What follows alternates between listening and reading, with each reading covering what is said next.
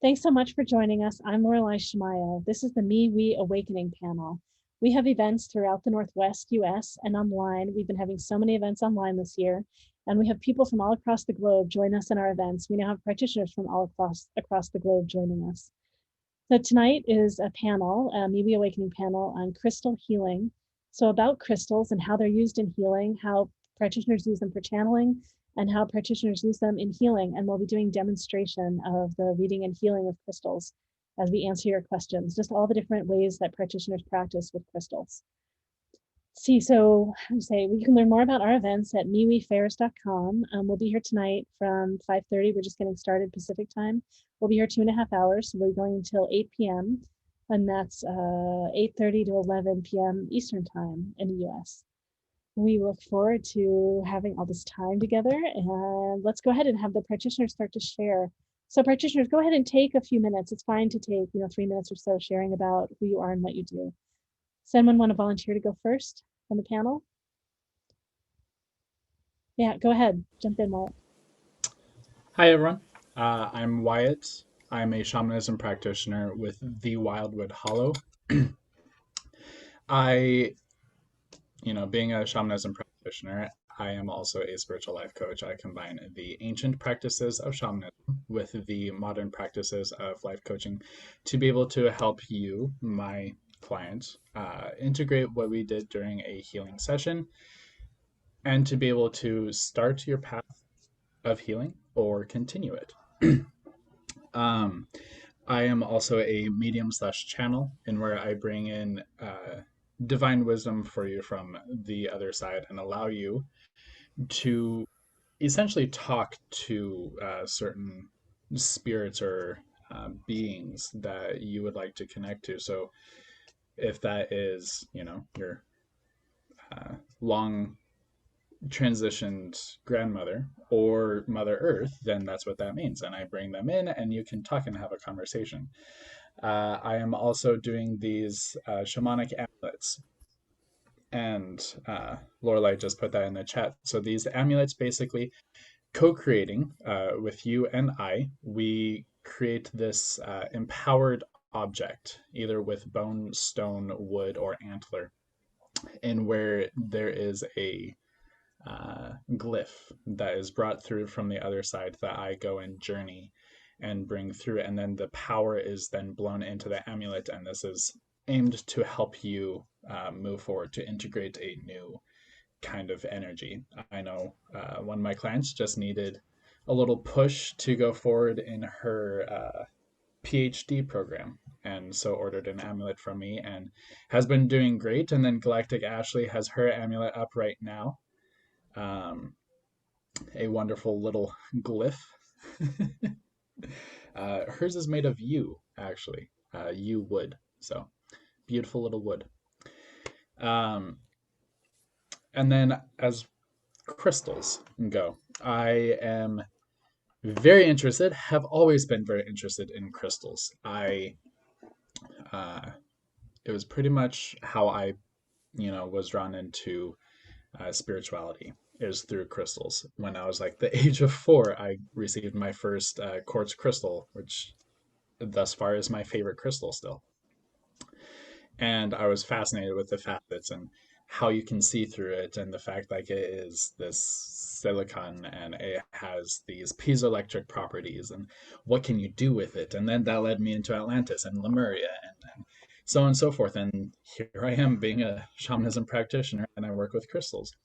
I have studied and trained the Marcel Vogel way of using the Vogel crystals, in which I basically help break these programs that are laid within your body, programs that are found within disease or illnesses.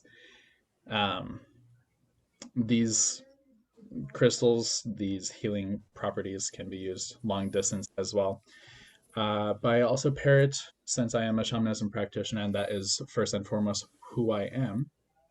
Um, I do use other crystals and techniques within my healing programs as well. So I use this wonderful little stone, which is called Priscelli Bluestone. It's the same stone that Stonehenge is made out of.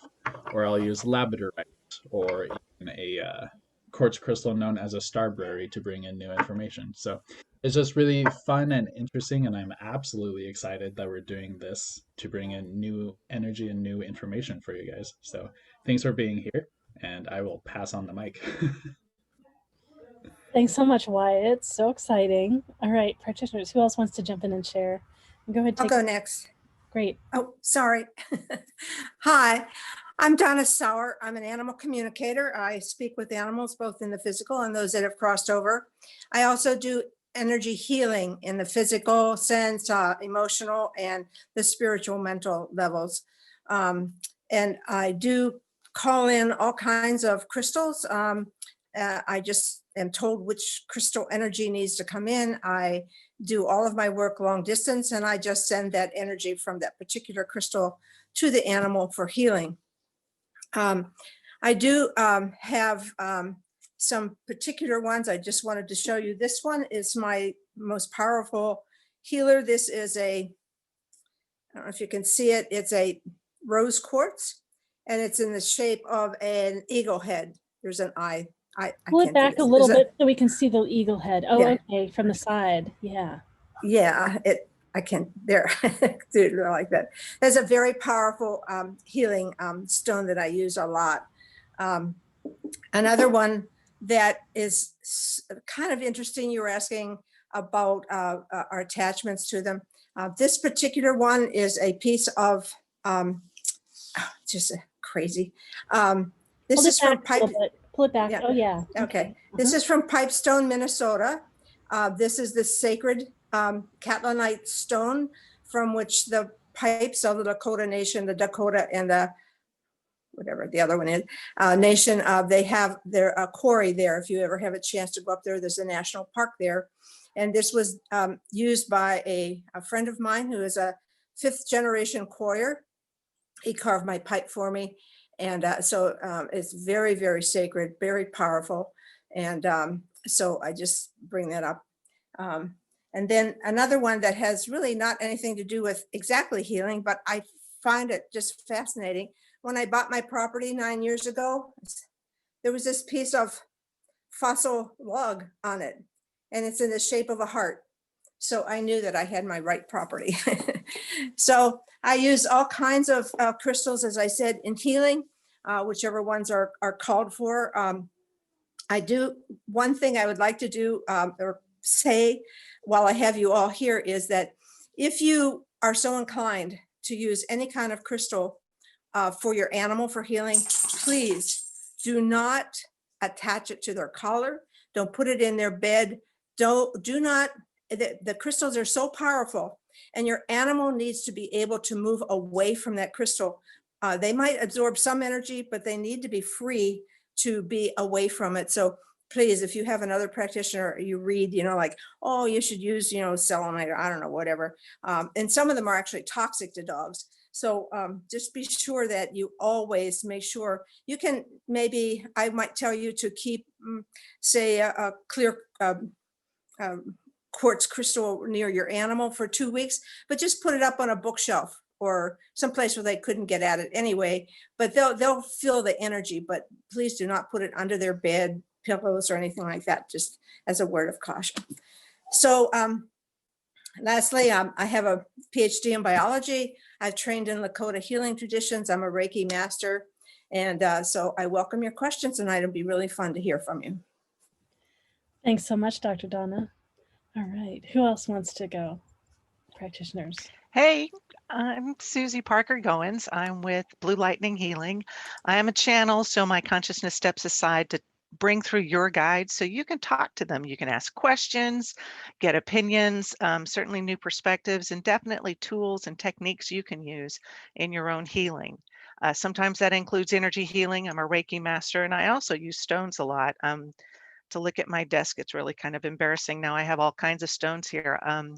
I have, oh, here's a lovely one. This is a shungite dragon. that I have used, and that is a close personal friend of Galactic Ashley and Wyatt Larson. And I also have a skull too, a lapis skull. And I use these as advisors. They come in and they give me information about, they help me connect with you as a client and with your guides too. I appreciate the energy they provide to me because I feel it enhances what it is I do. So in the energy work we do in the body scans I can do in the clearing, teaching you how to do this, and also in the past life healing.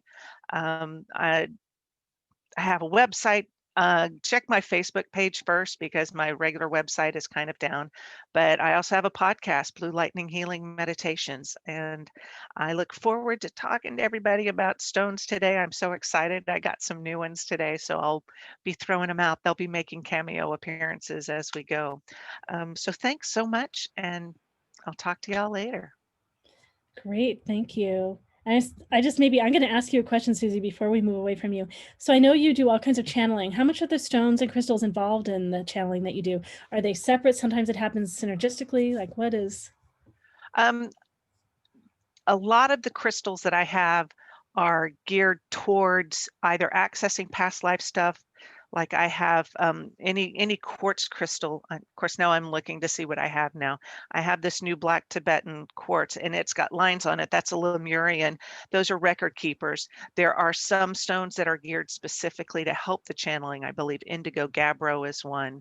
And so I keep those in my area to help enhance my abilities. But also, when I am at a place where I can work with somebody, I'll say here, or when we were at the first face-to-face events, I'd go here, this one wants to talk to you, that one, when people just sit with them. I can still do that. I think we can all still work energetically via this online platform because we can say, okay, I've got this stone, please, I want you to just accept the energy coming from it because, energy is energy and it's all here to heal. Does that Great, make sense? thanks. Okay, Yeah, I just cool. want to help tie that in a little bit more for people. It's great. All right, who else wants to share? And practitioners, you'll have a chance too. If you think of more things as others are sharing, you can come back in and share afterwards. Who else wants to go? Jamie, Susan, Galactic Ashley, who wants to go? Oh, Jamie, all right. I sort of got attacked by a kitten. So I'm trying to figure out how to show stones It's great. We have and Black juggle Cat. Beetlejuice. Right, Black Cat with our crystals. Beetlejuice.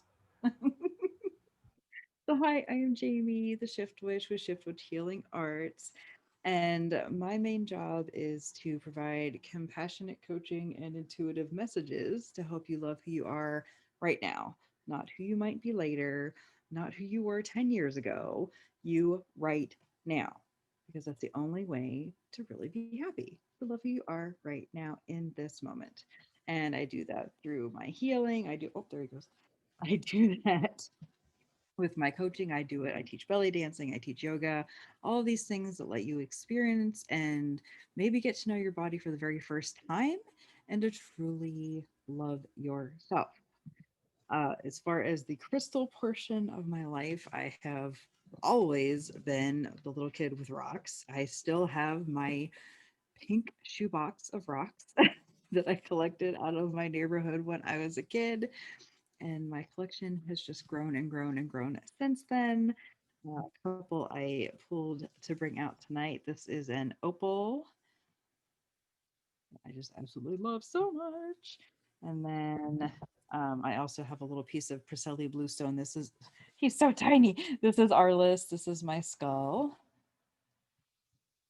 And then I really like carborundum. I don't know if you guys have ever seen this before, but it's so shiny and it's really great at absorbing any kind of negativity. It's just so good for that. And it's shiny. Who doesn't like shiny?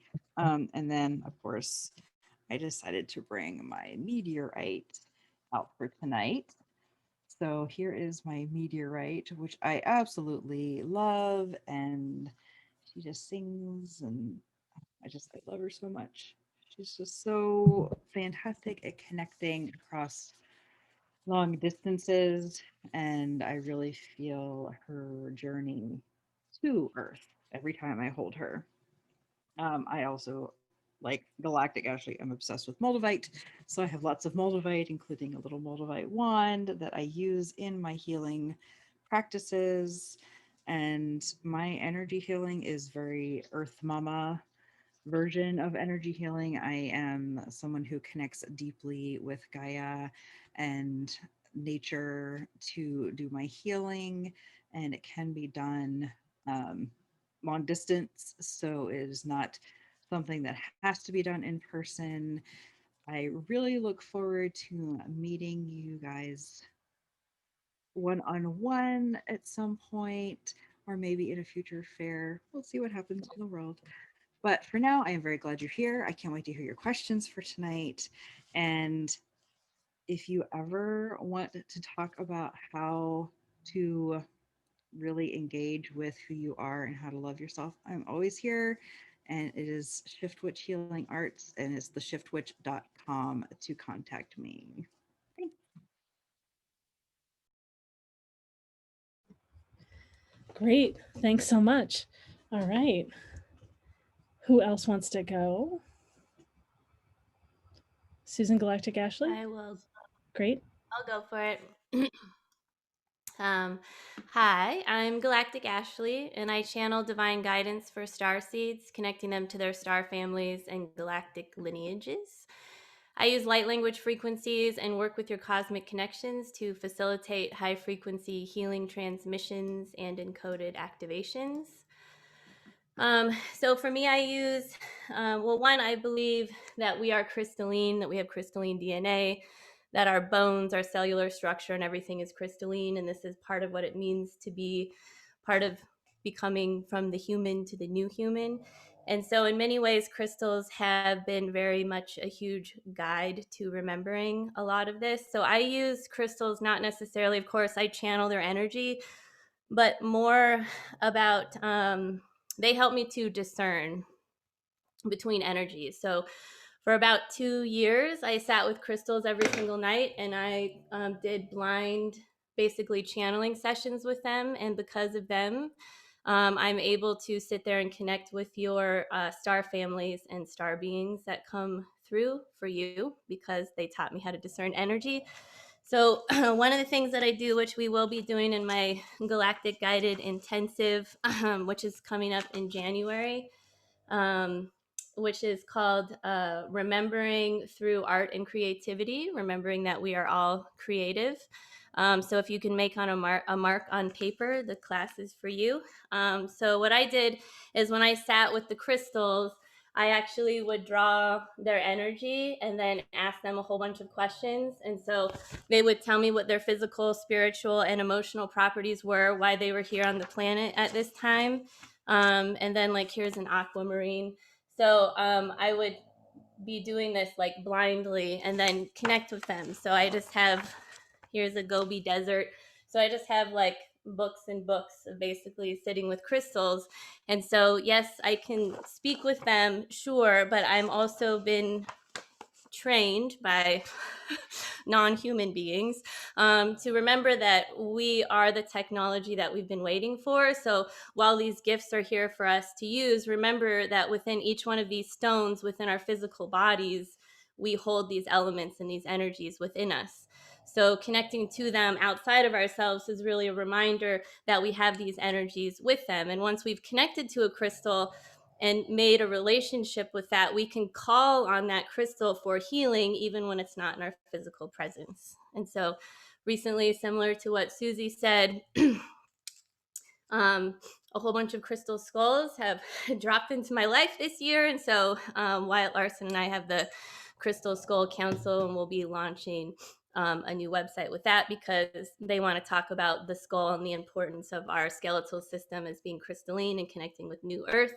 And I also wanted to thank Dr. Donna for saying that, because everything she said not to do, I totally do, which which reminds me of the relationship that I have with Mahana, who designed her own collar and wanted to wear it. And we are Moldavite fanatics over here.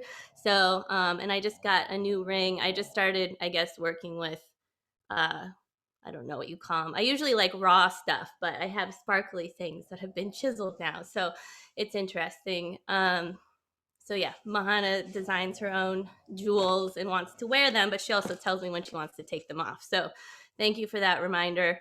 And that is awesome. And I'm super excited to be here because I love talking about crystals just like the rest of you. So And could you just share a little bit thank more about Mahana is? Not everyone knows Mahana. Oh, sorry. Come here. This is Mahana. We have had many lifetimes together. And she reminds me of the lifetimes that I have forgotten. So, and we've worked together a lot. And since we came into each other's lives, or since she orchestrated it, I have no idea how she did it. It was like she just has always sat there. So, anytime I channel, she's always with me. We've had lifetimes that are very similar, where she sits and holds space with me. So, yep. Great. Thank you. All right, Susan. I'm Susan Watkins with Inspired Life Essential Wellness, and I'm a Reiki master and intuitive reader and also a sound healer. I use both Tibetan as well as crystal singing bowls in my sound healing sessions.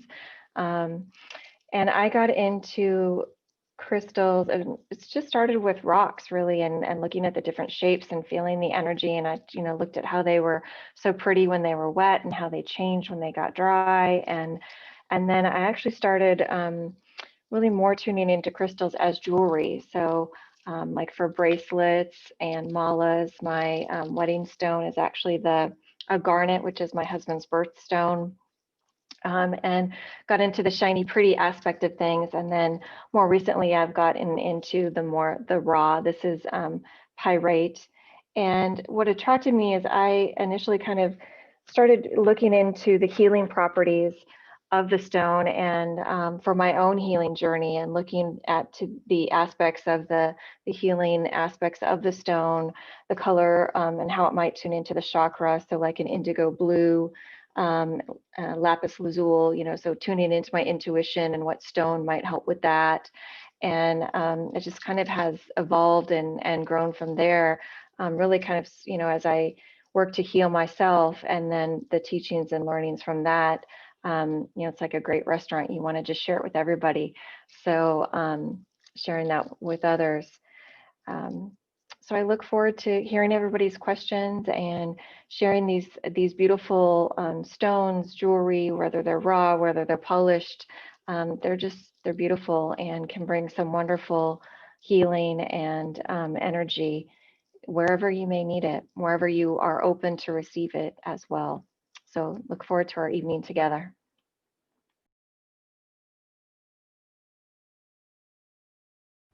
Thanks so much, Susan. Practitioners, is there anything else that arises in you as everyone else has shared?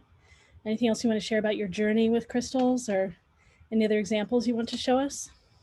I have something to say really quick. So, my grandfather was a pearl diver in the Fakarava Islands outside of Tahiti. And I just have to announce that black pearls are a part of the crystals, and they're like this completely, to me, undervalued stone that like you can get a non-grade A pearl for not very much. They carry a lot of divine feminine energy. They have layers, right? So there's just so much power in them. And so I just have to give a shout out for the black pearl in case it's never mentioned. And I've been wearing one since I was 16, and it's like, and I just attach it to all the other stuff now. But it's been a really big, powerful part of my life. And anybody that feels drawn to them, I highly recommend their energy. That's all. And I want to put in my 2 cents. I have people around me who can say, "Oh, that's a blah blah blah," and they'll tell me exactly what it is. But what I found is that I tune more into the energy of the stone. And to be honest, I don't think stones are only minerals. This is a rosewood bracelet, and so woods are valid. There's any component of Mother Nature or the earth that can help you draw that energy or that intent to yourself. But I do look at these and go, oh, this one makes me feel this way. So no, I have a bunch of little stones here that I'm like, did I buy that? I don't know what it is, but it makes me feel calm. So I'm good with that. So tune into the energy. I envy you if you have that ability to name them, but don't let that get in the way of you working with them. Oh, and Donna, you were talking about don't put them on your dogs. I have obsidian around my back doors to absorb energy. He was using it as a chew stick, so don't put them on the floor either for your pets. Just Yeah, letting you know. a big vet bill. I would like to add something kind of like to what Susie was saying, that, you know, a crystal really can be described as a state of perfection and balance. And in that way, they are able to transmit energy. But one of the things that people sometimes get hung up on is, like, you'll read, like, you know, like, I don't know, say rose quartz. Rose quartz is good for animals that have been abused, to help them get through that emotional background. Well, that can be true, but it's not true for every animal and for every time I use it. So a single crystal can be whatever comes through to you as a healer. It doesn't have to have a specific thing it does. So just kind of keep your mind open. If you're here tonight and you're just thinking about getting a crystal, just kind of run your hand over, pick one that feels good to you, and allow it to be to you what it wants to be. Ask it for, you always can ask a crystal for help, and they will respond in kind, with love.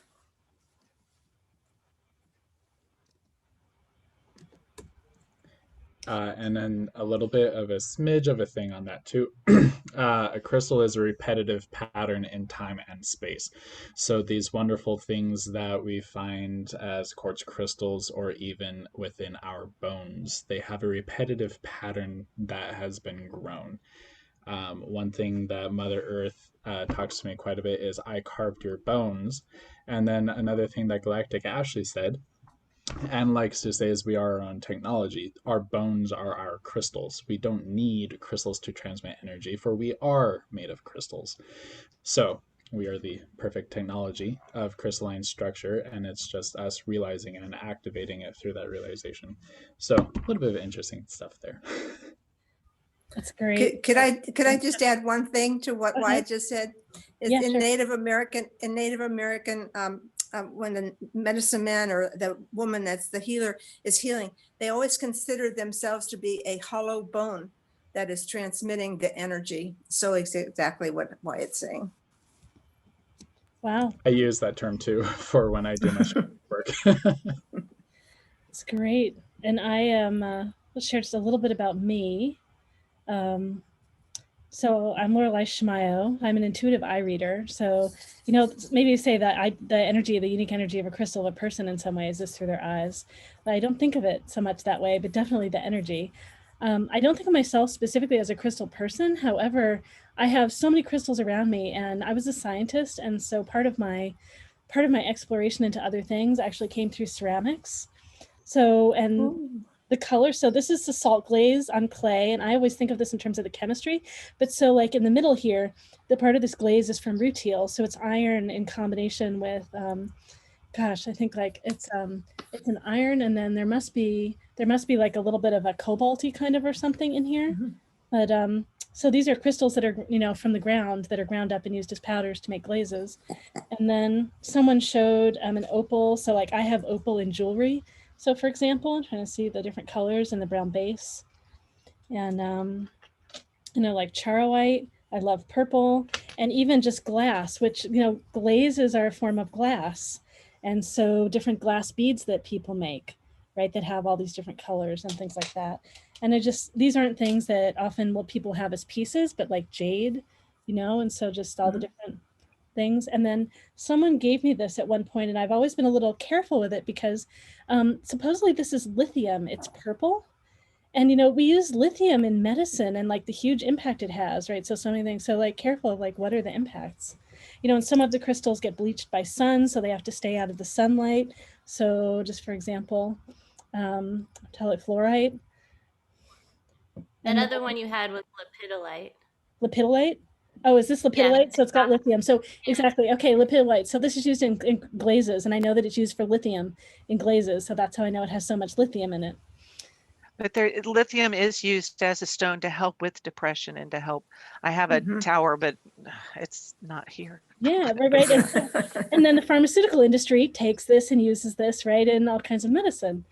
But like, so I have some natural, like, so drawn to some things that are small and natural, right? Just all the little pieces. Beautiful. Right. And one of the early pieces I got.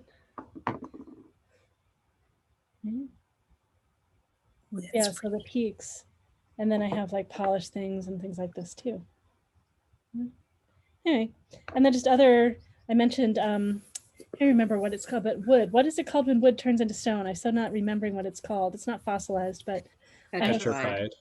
petrified. Yeah, thank you. So things like that, which to me have the energy of crystals. They're just stones. Like, I don't know.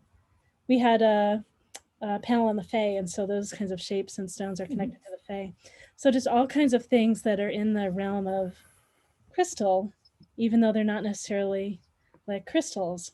So just all the different ways that we connect through the materials that are here on the earth, connecting to the earth and the universe.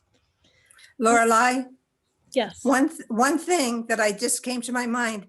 You said you don't use crystals. Well, I don't consciously, intentionally use them, but I do. Okay, So, but you do eyes, and the lens is a crystalline lens.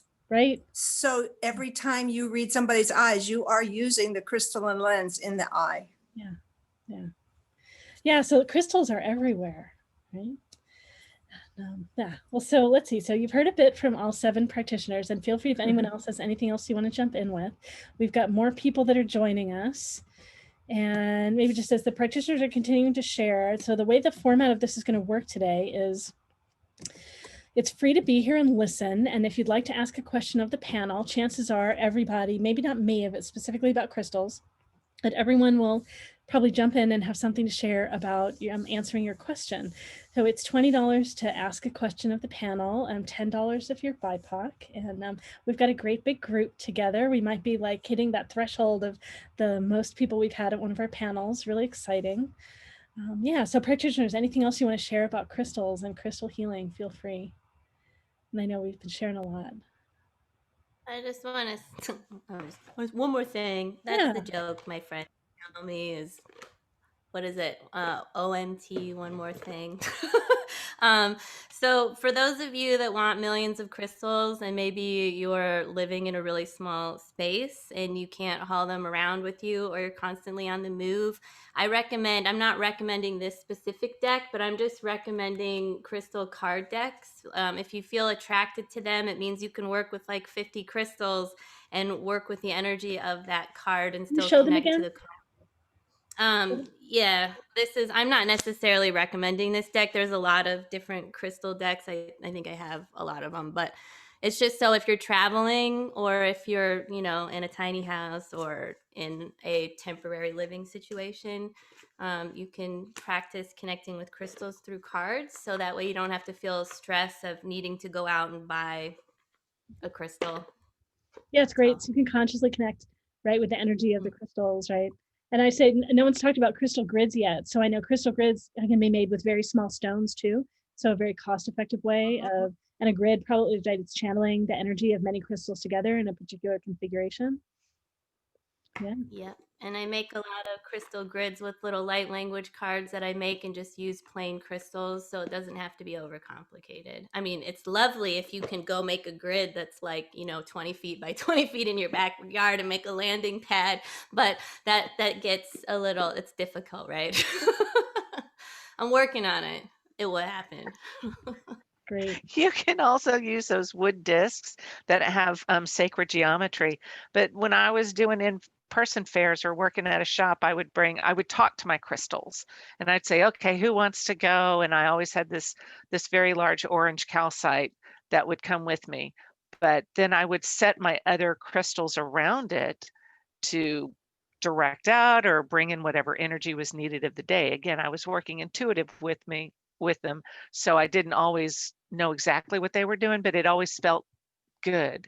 It always felt right. So yeah, I think that's my next achievement, is to get one of those grid discs. I don't know. We'll see. And the shift witch showed hers. Do you want to put it up, Jamie? Oh. Yeah. Okay. Yeah. Great. Great. And I know, like, for these crystals, like just different philosophies of different crystals. One approach to use this for channeling is when there's one face that has 7 sides and the opposite face is a triangle with 3 sides. And I know a practitioner used to hold this up to her forehead and teach people to channel, holding it up to her forehead. And there are ways of clearing crystals by being around other crystals or being in the sunlight or the moonlight or something. I don't know if anyone wants to say anything about that. Oh my gosh, when we had that big total eclipse 2-3 years ago, all of my kids helped me pull out all of my crystals, and I filled up jugs of water.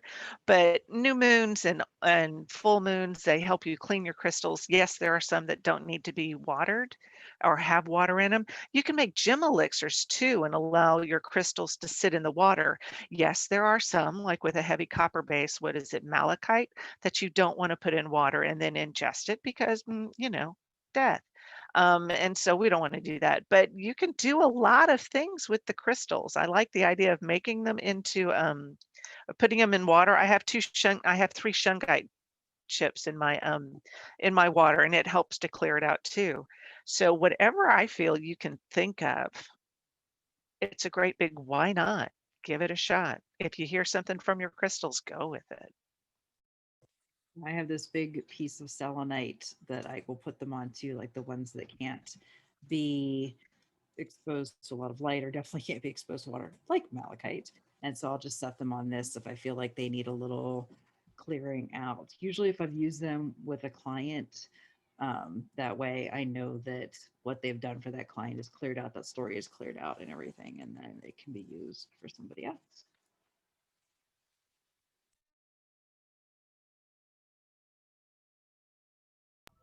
Lorelai, you're muted. You're muted. Thank you. Someone asked a general question, and it's fine for us to answer some general questions before we dive into specific ones. This was, I understand that in more advanced parts of previous societies, Atlantean, Essene, etc., they could consciously store information in crystals for later retrieval. Can anyone speak to that use of crystals? If anyone has information on that. That was part of my research when I was really diving into it. I have had, and I will start this by saying, I've had a few lifetimes in Atlantis. Galactic Cache and I have explored some of these. These crystals, and I've had a few dreams about them, they've used crystals for different things throughout their entire existence. So I'm talking specifically to Atlantis. But a lot of the uses of Atlantis technology, they used these crystals to flood light into lightless areas without like light bulbs, to flood heat, to flood warmth and love, and so on and so forth. With Edgar Cayce and the second moon of Atlantis, and I've had a vision of this, a lot of the information that they used to spread around the entire planet, they bounced off the second moon, which is a crystalline moon. That obviously is no longer there. When it comes to storing information, we are still able to do this. And this is something that Marcel Vogel was really delving into before his death, is when you have a Vogel crystal, or any crystal in general, you are able to attune certain frequencies of information into this crystal. This is programming it. So by programming this information into the crystal itself, you're not undermining the programming of its original creation. You're not undermining its blueprint for its creation, kind of to put it there. You're kind of creating forgive me, I'm not very like technology based, but it's like you're writing some information into Word, and you're not putting all that information onto the hard drive itself. You are like just keeping it in the Word space. And that's what you're doing with crystals. And so pretty much by doing that, you can use your breath to program these crystals. And the breath is the way to really bring your intention to the forefront of your mind. And then by doing a breath of fire, you are able to put it into this crystal. And these are techniques that I use, and that Marcel Vogel has taught. So you might want to go research your own or ask your own spirits for this. But and then you are able to retrieve and clear it later. So. And I see Galactic Ashley and Susie, people want to share also, all of our technology has crystals in it. Right? So I don't understand how it's used, but it's all in there. Galactic Ashley, go ahead, and then Susie. Yeah, I was just going to say really quick, part of the reason why breath, I believe, works with what Wyatt was just saying is because our breath is connected to source and we are source. So when we're breathing that in, we're breathing divinity into the program. But that's not what I wanted to say. What I wanted to say is that if you think about crystals, and you think about water, like they are the same, right? And that our cellular structure is crystalline. And so what happens is, and this is similar to how what the question was about crystals, if we think about our body, our past lives and our memory, water has memory and we are water, right? So our memory is stored within our physical structure. So the more that we are able to understand what our home frequency is and be in alignment with our true self, with intention and with doing whatever it is that helps you to be in alignment with your true self, we are being able to access our higher dimensional selves. We are able to remember and to release past lifetimes that are being held and stored within our body. To remember that the body keeps score, the body has memory, the body remembers even if your subconscious has buried it for reasons. And it remembers other lifetimes too. So part of working with crystals is to allow yourself and give yourself permission to connect with the crystal in the way that you are designed to connect with the crystal. So you may find or remember how to program a crystal in a completely different way than I have, or the way that Jamie or Wyatt or Susie works with the crystals. And I'm sure that Dr. Donna, when she connects with an animal, she listens to the animal because she's going to be connecting with different vibratory types of animals. So like why it might be okay for Mahana to design her own very intense moldavite laced necklace that she doesn't want to get away from, except for one day that she might want to take it off, right? So it's just about connecting to each individual with the way that they are divinely designed. And crystals can help you discover that within yourself if you give yourself permission to not rely on the book, but to rely on yourself. And so I challenge everyone here that's listening or watching or whatever, however this is happening, to connect with the crystal first and be with it before you look up for somebody else to tell you what it is. Because for me personally, moldavite is very grounding for me, and ruby is feels like it's pushing me up, and moldavite feels like it's helping me to stay here. So if I was forcing myself to like, I need to be more grounded, and I had all these other kinds of crystals around me, it probably would have been a mess. But I found moldavite and I was like, oh, it's so much easier to be here with that, which is like completely opposite of how most people experience that. So you just basically give yourself permission and then you will find yourself remembering, and you can store, like what Wyatt said, technology and things. So if you want to remember your dreams, practice putting a crystal next to your bed where you intend that that crystal will help you to remember your dreams when you forget, and then meditate with it later. Great. I Susie, go ahead. Yeah. got so caught up in what Galactic Ashley was saying, I forgot what I wanted to ask. So Wyatt, you're talking about Vogel crystals, and that was one that I got today. Could y'all, if anyone else wants to chime in, can anyone else talk to programming with them? I'm really good at sitting here going, oh, I know how you make me feel, and I know this and that, but this programming thing it's an intriguing thing, especially it feels like this Vogel is just wide open and ready to accept whatever I have. And what I tend to do is to overthink the affirmations or whatever thinking. So let's talk about programming crystals if we could, please. And I would listen very happily. One more thing, someone asked about like when we're starting. So we don't have anyone in line for a question right now. I guess technically we have one person that said they have a question, but they don't need to go first. So we don't have any questions in line. If you know you want to ask a question, the way to get set up to ask a question is to pay ahead. You can pay in PayPal or Venmo, or I can run things on Square. And I was saying a couple of people asked questions. They asked about charging and cleaning, or clearing, I meant to write. Those are different things.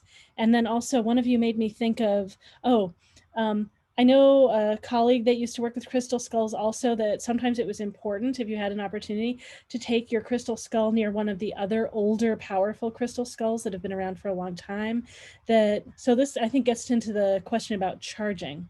So practitioner, if you want to say anything about that, and then we do have one person that we can start with a question soon. And anyone else that wants to ask a question, just let us know. Let us know in the chat and pay for your question and you can jump in.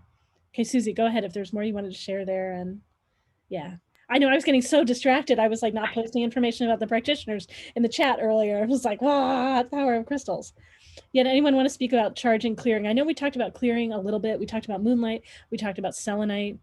How does someone know if they need to clear a crystal? And then what is charging crystal? Anyone want to share? So I could talk to all of those and even teach us how to program one if we really wanted to. At least the Vogel way, and this will work for normal crystals. So if you guys are really interested in it, go get your own crystal and we can program it.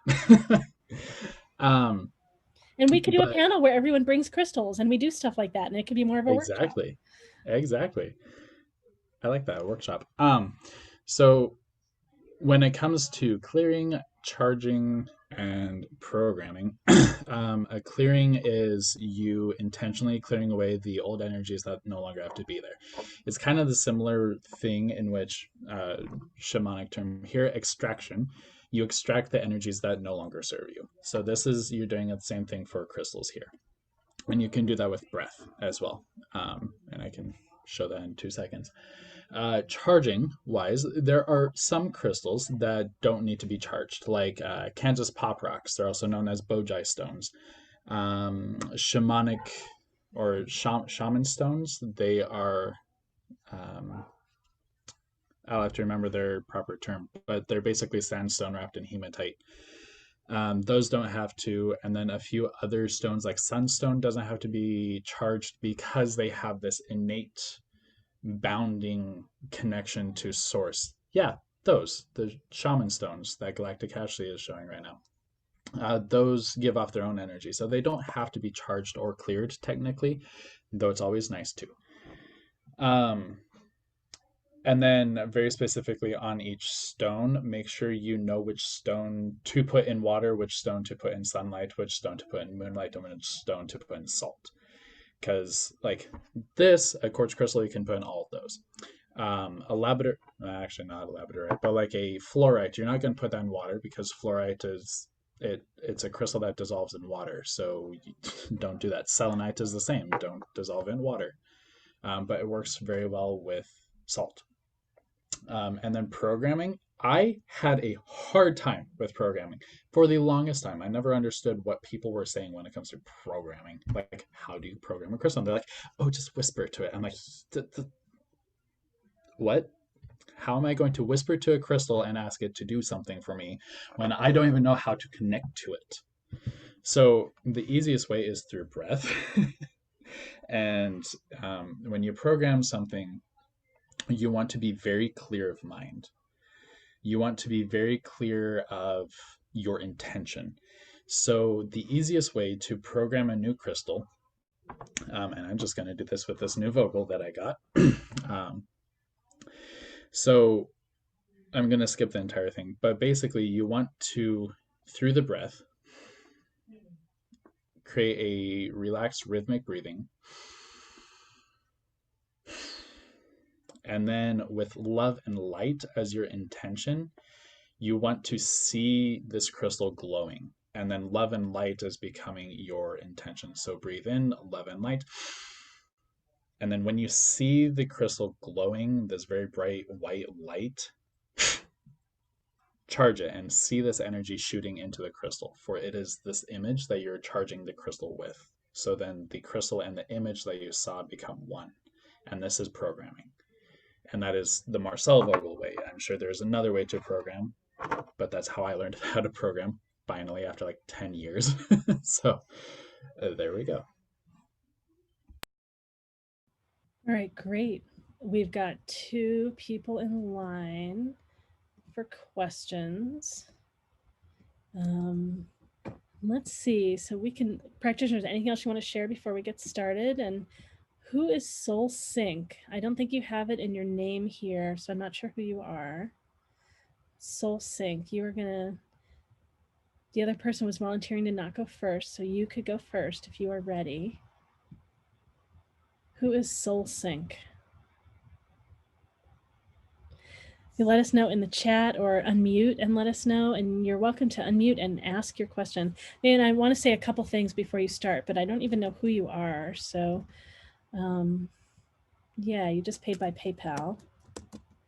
So the few things to know are when you ask a question of the panel, we may go deeper than you intend us to go or talk about other topics that you don't want us to talk about, keeping in mind that this is recorded and will be up on the web. We're here to honor you in whatever way, and particularly it may be something special because this is published and on the web. So if you don't want us going that deep or talking about these other topics, please let us know. When we're answering your question, unmute and say something. Okay, great. We see who it is. It's Marcia. Unmute and say something or write in the chat. Let us know. Wave your hands. We so want to honor you. And then for all of you listening and watching, I encourage you to learn from all that's shared, all that's asked, and then also I request that you let the attention stay up on the panel as we're answering questions. So we believe everyone's intuitive. If something comes through for you while we're answering someone's question, you might want to jot down what it is that came through. Often it will float away. And if you want to, when we're done answering that person's question, you're welcome to chat them privately and ask if they'd like to hear what came through for you. And please keep in mind that they may be full. They just heard from possibly 7 of us. And so if they're not interested in hearing what you wanted to share right now, please don't take it personally. Know that they're simply honoring themselves and trust that it came through you in some way. All right, well, so Marcia, great, one of our practitioners, want to jump in and ask a question, and you can be first.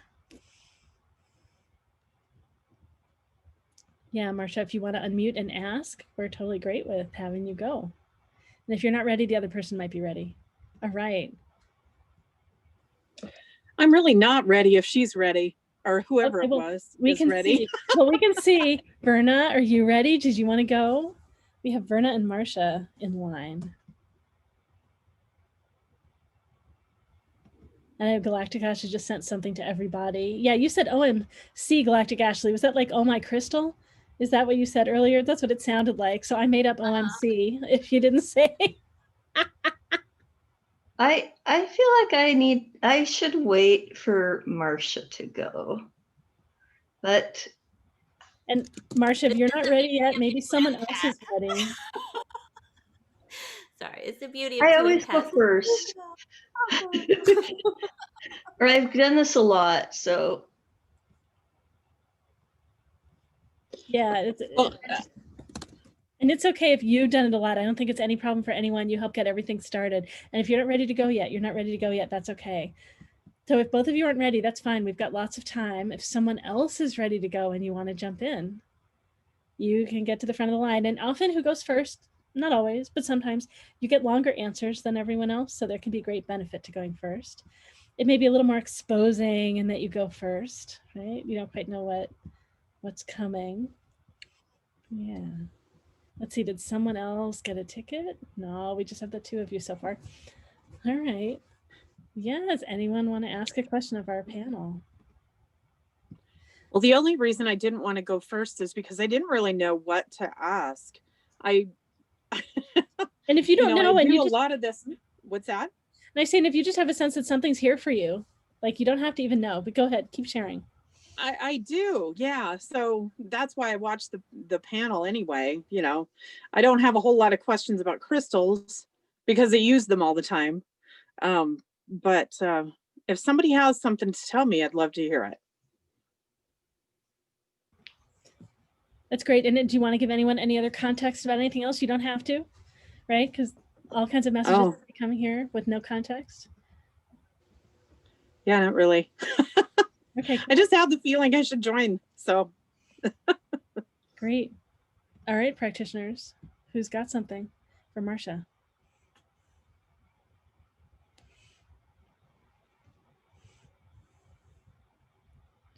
All right, and everyone's connecting. But I just have a really quick question. Wait, you're Lisa's friend, right? And are you in Montana or no? I just got a little, I'm not doing the reading part, but I got a hit to take your favorite crystals, or don't you have a skull or something to those teepees?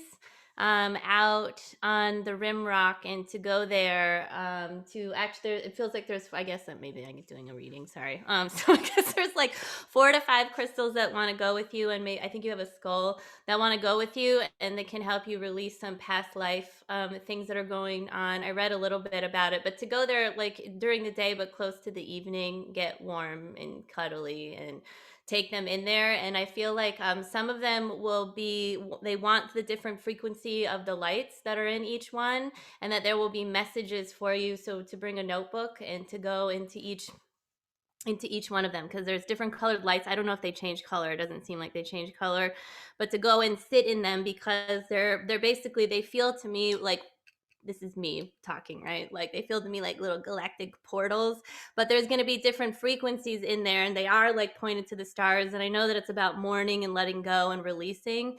So I think that it would be ideal for you to do that before. It's just a linear year. Everybody makes a big deal about it, but you can always take advantage of the linear year and try and do it before the first of the year. When you feel called to do it, and take some, you can set out little things. But I feel like if you can sit in the center of those things, that'll be really powerful. And to give yourself some time into some space, like you're giving yourself a gift. And so to go there with that and to release it. And I feel like the wind and everything there, it's just going to suck out stuff for you. I have a really good feeling about it.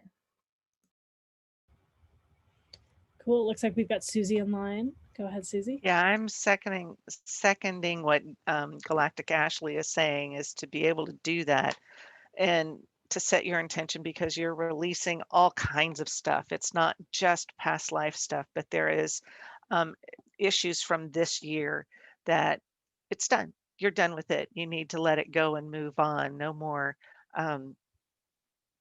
beating yourself up about it. But it's time to release it so that you can clear away. You're kind of like doing a Maria Kondo on yourself and just clearing out all this stuff that does not serve you. There is quite a bit, it feels like, that you're sitting with, just going, oh, but. It's like, no, it's time to let it go so you can make room for the new energies of the year coming in at you. I know I don't have any input into what those energies are right now. No, new opportunities, new perspectives, and ways that you can apply what you have learned during this previous year about yourself. It's not about whether you learned how to bake bread or paint or whatever. This is what you've learned about yourself in this previous year, that you can apply it into the upcoming time. The next six months are pivotal in that you get to recognize the progress that you've made, the growth you've had, so you can apply those lessons. So, and then the same whooshing sound is you making that progress and moving really forward on your path, spiritual, professional, and personal. Yeah. Yeah. Okay. Great. All right, practitioners, who else? Yeah, and Marcia, if you have questions about what people share, feel free to jump in and ask for clarifying questions. I just have something to add too. I got, that just like Susie and Galactic Ashley were saying about the clearing, and the full moon coming up is just a really great time, to do that, to do any kind of clearing or cleansing ritual. And since you mentioned that you work with crystals already, if you happen to have like clear quartz or selenite, and as you're out, I like to take the crystal and actually kind of go over, like I'm clearing. And especially like in the joints, like in the crease of the elbow, the armpit, the knees, the ankles, the low back, the groin area, and just saying, I like to say, I'm ready to release, I'm willing to let go. And if things come to mind that you are ready to release, that you are willing to let go, then you can state those things. But even just that willingness and readiness to let it go, to allow what's done to be done, and to take that action with, and it could be any crystal. I mean, this one here is a rose quartz. I like to use that too. A lot of people associate rose quartz with like love. So I'm releasing these cords. I'm releasing this, you know, whatever heaviness, whatever it is I'm releasing it with love. So that could be something that's helpful if you're outside and doing this ritual work. But too, with you know, how we end something, I think is more important than how we begin it, because how we're ending it is how we're going to carry that energy. We're going to carry forward as we move. So whatever you're clearing, you're cleansing, you're letting go, release it with gratitude, release it with love. You know, be thankful for the lessons and the strength that you gained from it.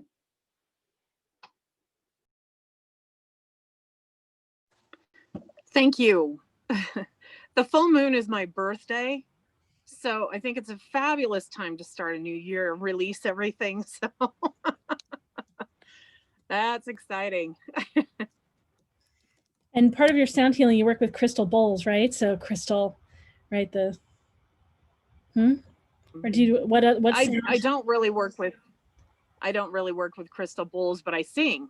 So that's my sound healing. Yeah. Okay. Okay, that just had me thinking of crystal bowls, and those are crystals, right? Right. Do some Yeah. sort of work with. Yeah. Okay. So coming through you, right? So there's the human and the crystal. Oh.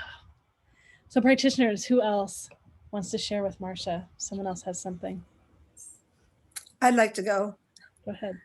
Hi, Marsha. This doesn't have too much to do with crystals, except that if you do happen to get to those structures, those teepees, and when you go, first of all, they purposely made each one of them white canvas on the outside for purity. And then, so just so you know the symbolic sacredness of it, you can call in the ancestors and, you know, the Star Nation for you while you're in there. But be aware that when they build a teepee, they start always with, I forgot now, either north, south, or east, west, the cardinal poles, and then they fill in with the 16. And each of those pieces of the pie of that 16 has a religious or significance of energy related to the Native Americans. So it's just not something they just threw up and put 16 poles up and, you know, whatever. And they also look at it as a home, as a safe place, a place for fire that brings the family together. So it's like a clan place also. So when you're in there, you're bonding with the clan or the Tioshpe, if you like, of the Lakota clan, tribe. You'll be surrounded by the ancients when you're in there. If you would just call them in, you will feel that terrific energy when you're in there. So I just wanted to bring that up. Didn't have much to do with crystals, but it would be a beautiful experience. Thank you so much. Great. And I guess just the littlest bit I'll share is that, so in your eyes, one of your talents is artisan. So artisan is particularly about beauty, sensual pleasure, energy. So much, whatever crystals, whatever stones you're drawn to, what have you feel so much, just the energy, vibration is so good for you, just the pleasure. Whatever you feel and whatever you're drawn to, I trust that. It's true for everybody, and particularly for artisan. If there's any time that you don't feel in alignment, really checking in to see what the energy is around you or the physical sensation quality of things around you, right? That so matters for someone with artisan. Thank you. That's cool. No, you're welcome. All right, great. All right, practitioners, anything else to share with Marsha? We've got a few people in line now. Go ahead. Just real quick, one of the things is that you can take stones and leave them there. So if you happen to have a small crystal that you want to sort of infuse with what you're releasing, or set the intention or some kind of intention, and then to leave it there with the teepees. I thought I got a hit on that. So.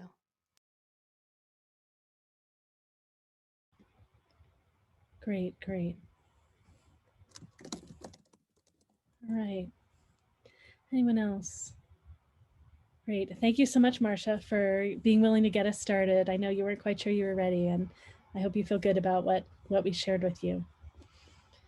Oh, and someone asked a question about pricing. We've got a few people in line now too, by the way. So we've got Verna and Elba and Patricia in line. And I'm open to going whatever order works for everyone. And I wanted to share too, I'm going to put the how to pay information in here again.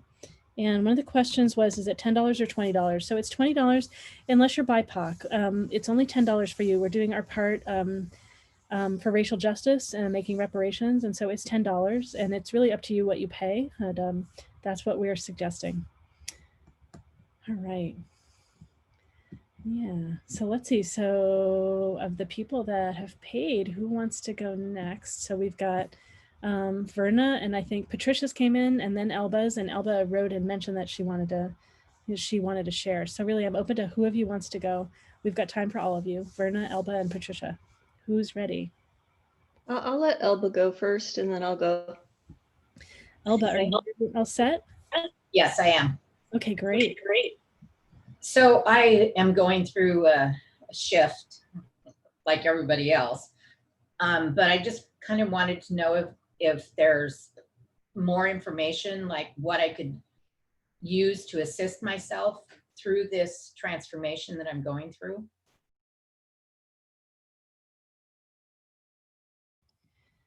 All right, great.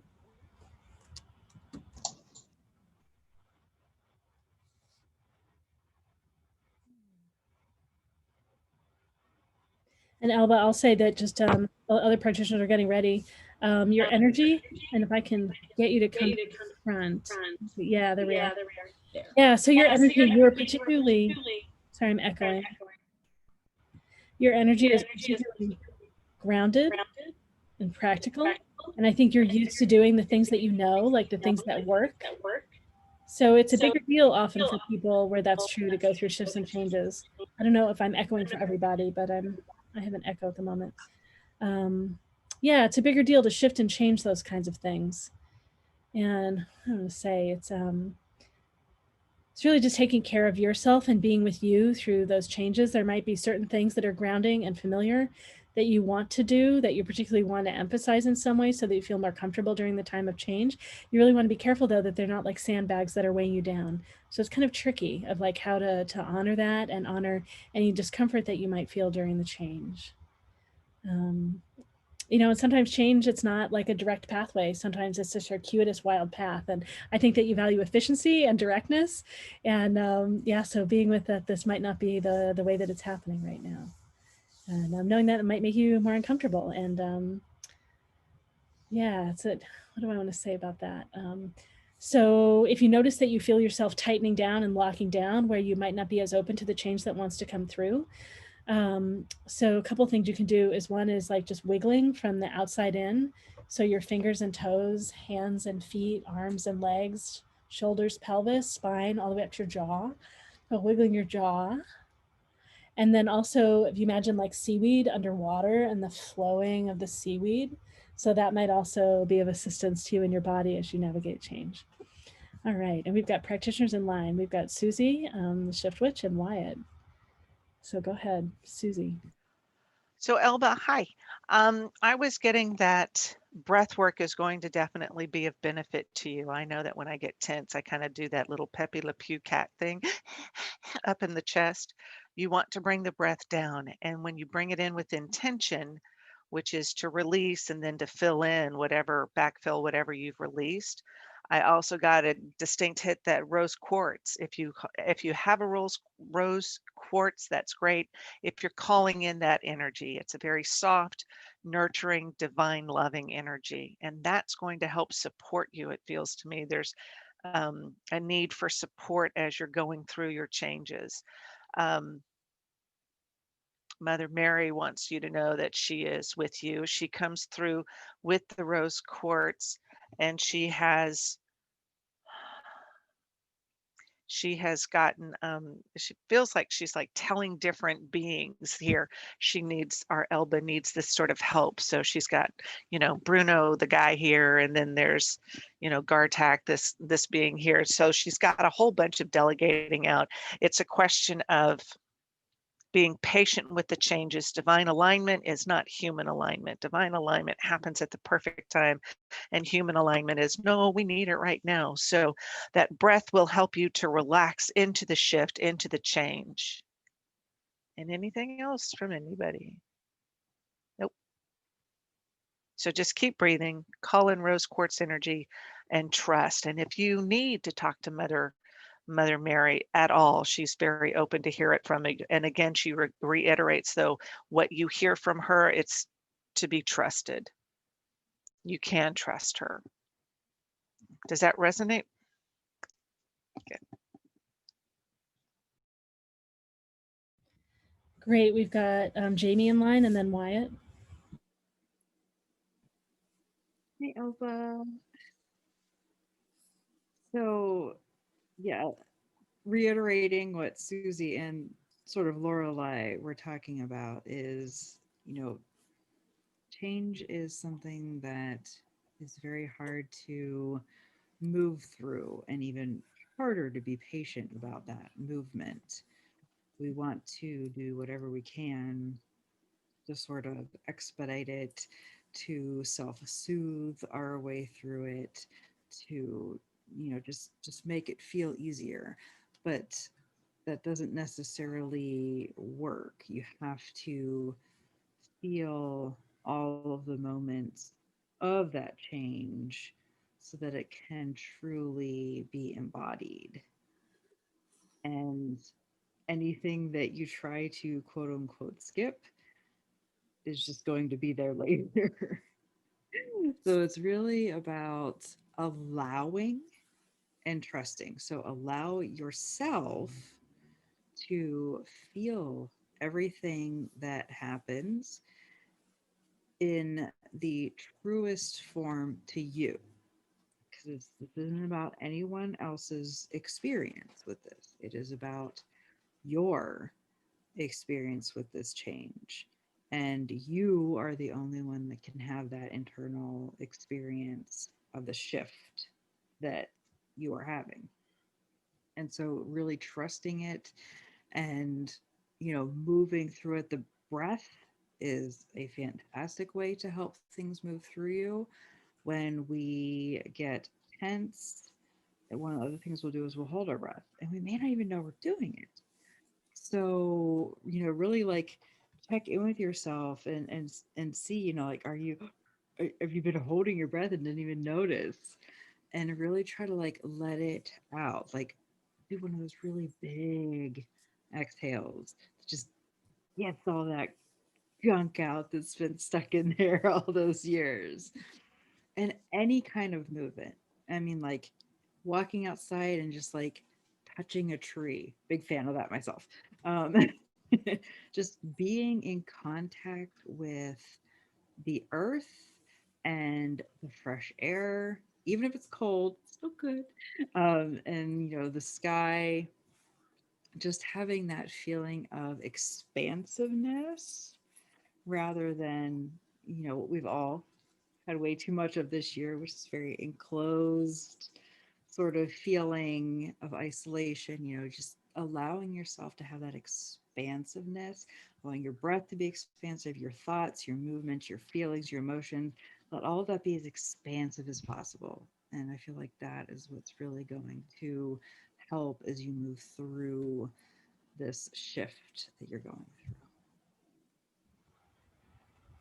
Great. Thank you. All right, Wyatt and then Donna. Hi, Alba. Um, so it's not actually me talking today. To talk, who is my personal school, actually wanted to come up and talk about a cycle. And so the cycle that you're in, that you are shifting from, you are in essence shifting cycles. You're in this period of shift, like the Shift Witch and Susie and Galactic Ashley, and I'm sure Donna's going to say too, you're in this period of shift. And so you're switching cycles. And in that time, and because we're talking about crystals here, he's going to go into time crystals apparently.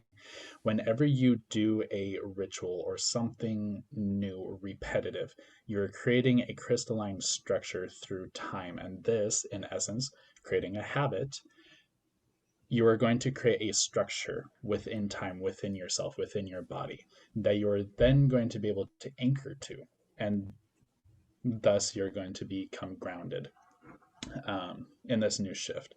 So trust, like Shiftwitch said, trust in this new change and trust in your ability to build this structure in time and within yourself.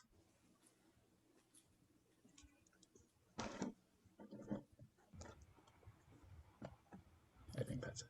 All right. And we've got Donna and Galactic Ashley. Hi, Alba. I have to tell you two things. One is that as soon as you just expressed yourself, I immediately saw a piece of white, clear quartz crystal, not very big, and a small votive candle lit in front of it. And I was told, and I don't know if you have a piece of clear quartz crystal, I hope you do, but I was told that if you would just put that in a place where you can sit and look at it for about 5 minutes each day. And that is going to allow you to, as Wyatt just said, to trust and develop this habit. And it's going to clear you, and it's going to allow you to be anchored. It'll be like a habit. And so just if you would do that every day, just for 5 minutes, maybe before you go to bed or whenever, but just to have that little votive candle lit in front of it, have the crystal behind it, and I could just see it as clear as anything that you were watching it. The other thing is, I have no idea. I'm really not a medium of sorts, but I was told that Phil came in.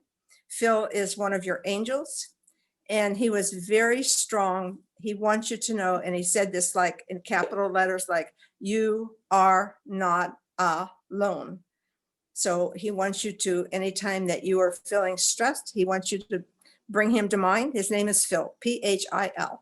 And I don't know if that's anybody you know. I don't know. I'm just saying what came to me. So anyway, I hope this helps you, dear. Good luck.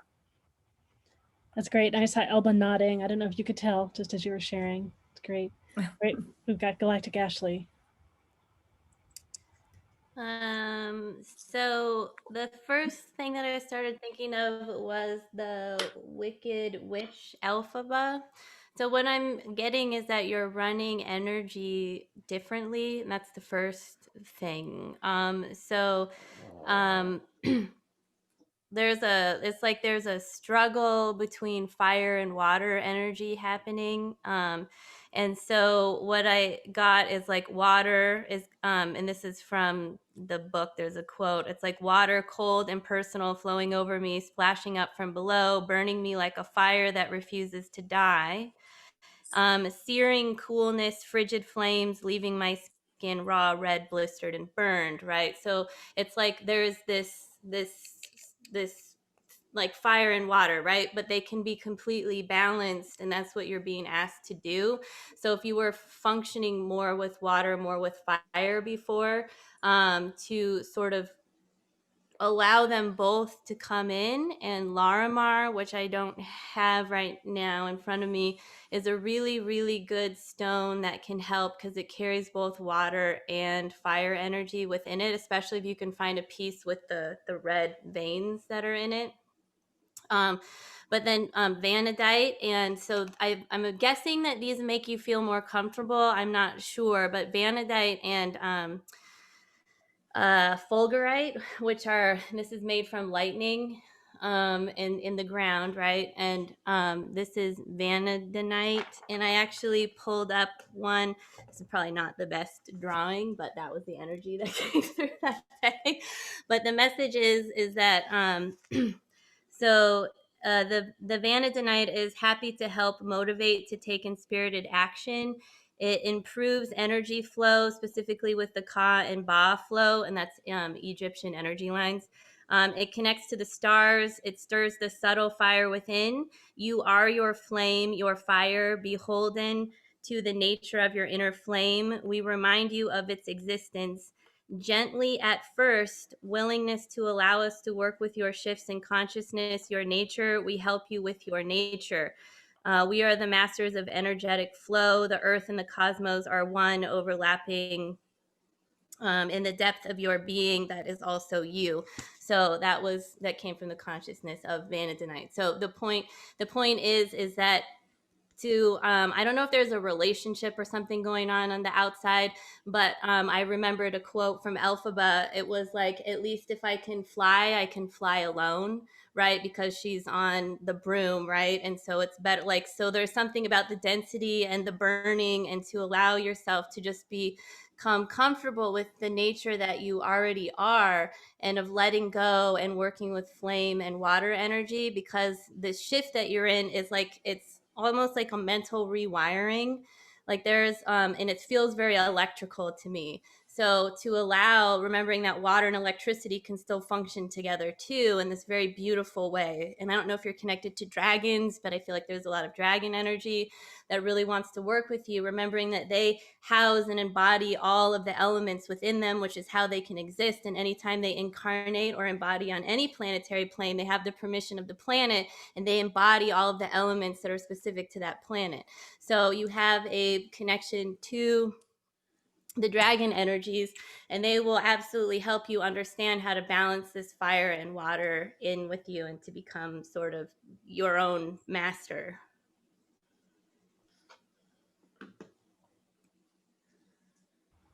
Great. Thank you, Galactic Ashley. All right. So I think Susan hasn't shared yet. Susan, if you have something to add, or if I'm forgetting, maybe you shared in the beginning. No, I didn't. And one thing that came through is carnelian. If you have any carnelian, that seems like that would be a really healing stone. It ties in with the fire that Galactic Ashley was just speaking of. It also ties into the root as well as the second chakra. So the first and second chakra, which is about being grounded, safe, feeling like you belong, root chakra. And then second chakra is our place of joy and pleasure and creativity. So as you're rooted and grounded, feeling safe through this change, but also looking at, what you want to create. How can you create joy? Where can you bring in pleasure? What brings you pleasure? And a lot of times we think of that second chakra as being this, sexual, which it is, but even above and beyond that, and there's more ways of seeking joy and pleasure than just that. So, and creativity, yes, that is the place that we create life, but what kind of life do you want to create for yourself as you navigate through this change? As well as what's coming through too is neck and shoulders. So making sure you're taking some time to kind of maybe stretch out the neck of you and shoulders, like maybe you feel like the weight of the world is on your shoulders as you're going through the uncertainty of what is ahead. But just trusting that you are supported through this. As they call, you have angels, guides, ascended masters, ancestors, friends, family who are loving and supporting you, through this. So you are not alone. You don't have to carry that weight. And so as you're, breathing, a great thing, as you exhale, just find a space, a place that you can soften. Maybe it's your jaw, maybe it's the back of your eyes, your scalp. Just with each exhale, just find a space, a place you can soften mentally, physically, in your heart. So that's all I have. I hope that was helpful. Thank you so much, Elba, for letting us share with you. All right. Great. So we've got 4 more people in line. We've got Verna, Patricia, Kathleen, and Laura. So Verna, are you ready? Yeah, I'm ready. Oh my goodness. Wow. I didn't know this was going on tonight, and I was like, God, I wish there was a MeWe panel tonight. And then I got the notification and I'm like, oh, good.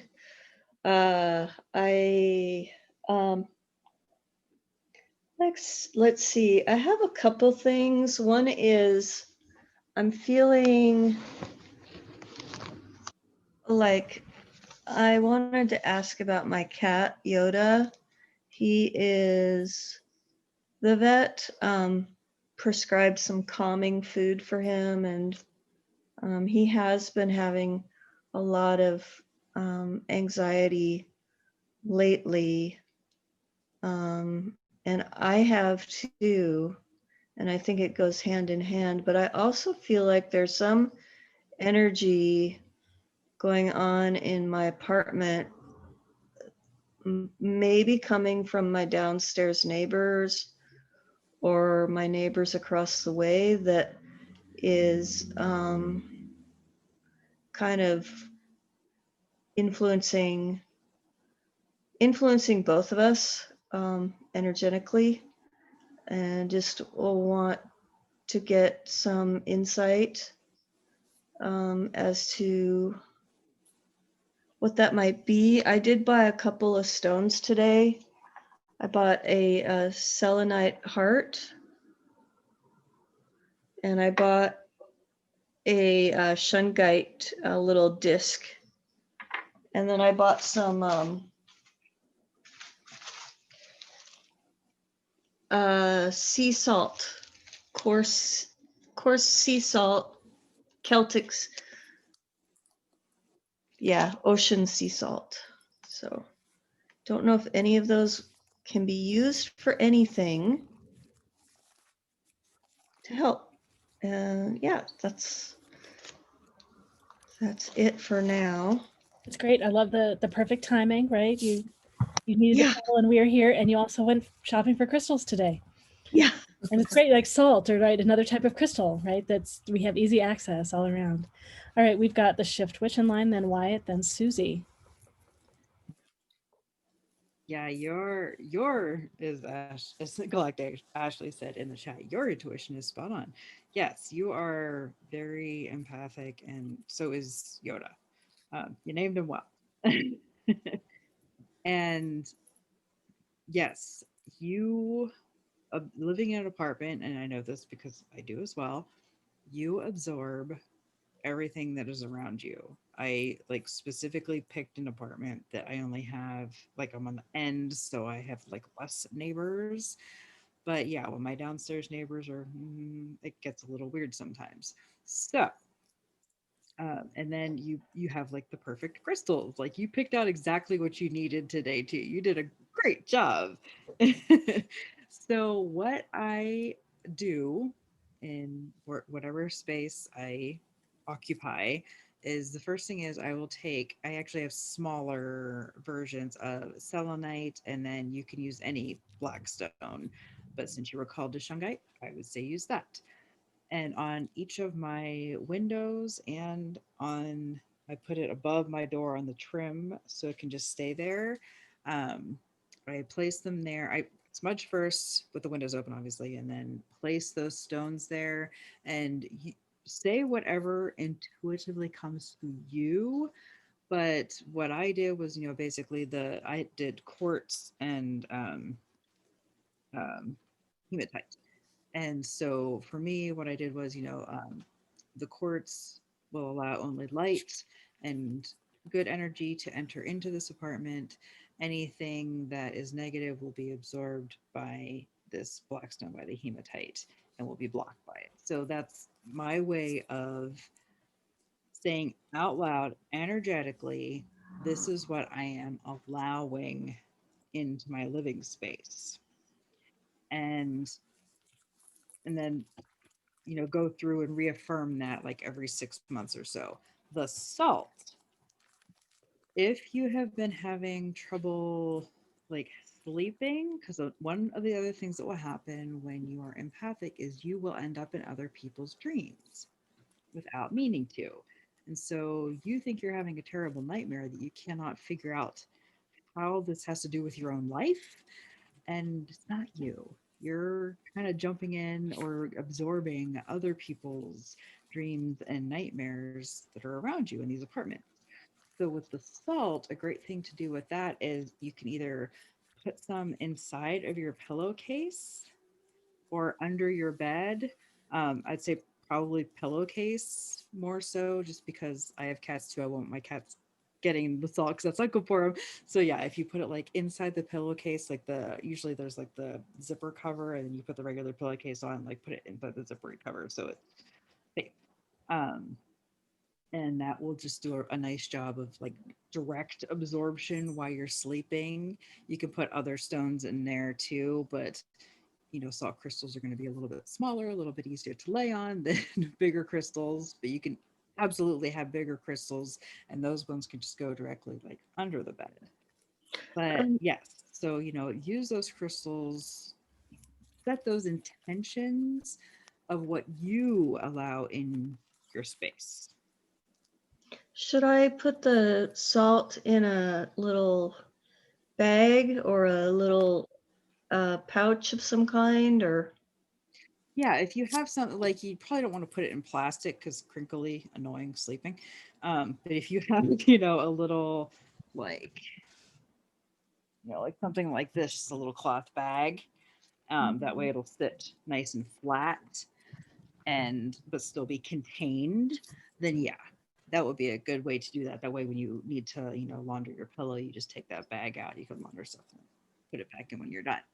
So yeah, that would be a good thing to do with that. You can even take the salt and use the salt outside, just in front of the door, and put it around your living space. Like I know when you're on the second floor, because I am too, you can't really outline your apartment because it's in the sky, but at least like at your front door and like the steps and things, you can create that energetic barrier so that their energy doesn't come up that way either.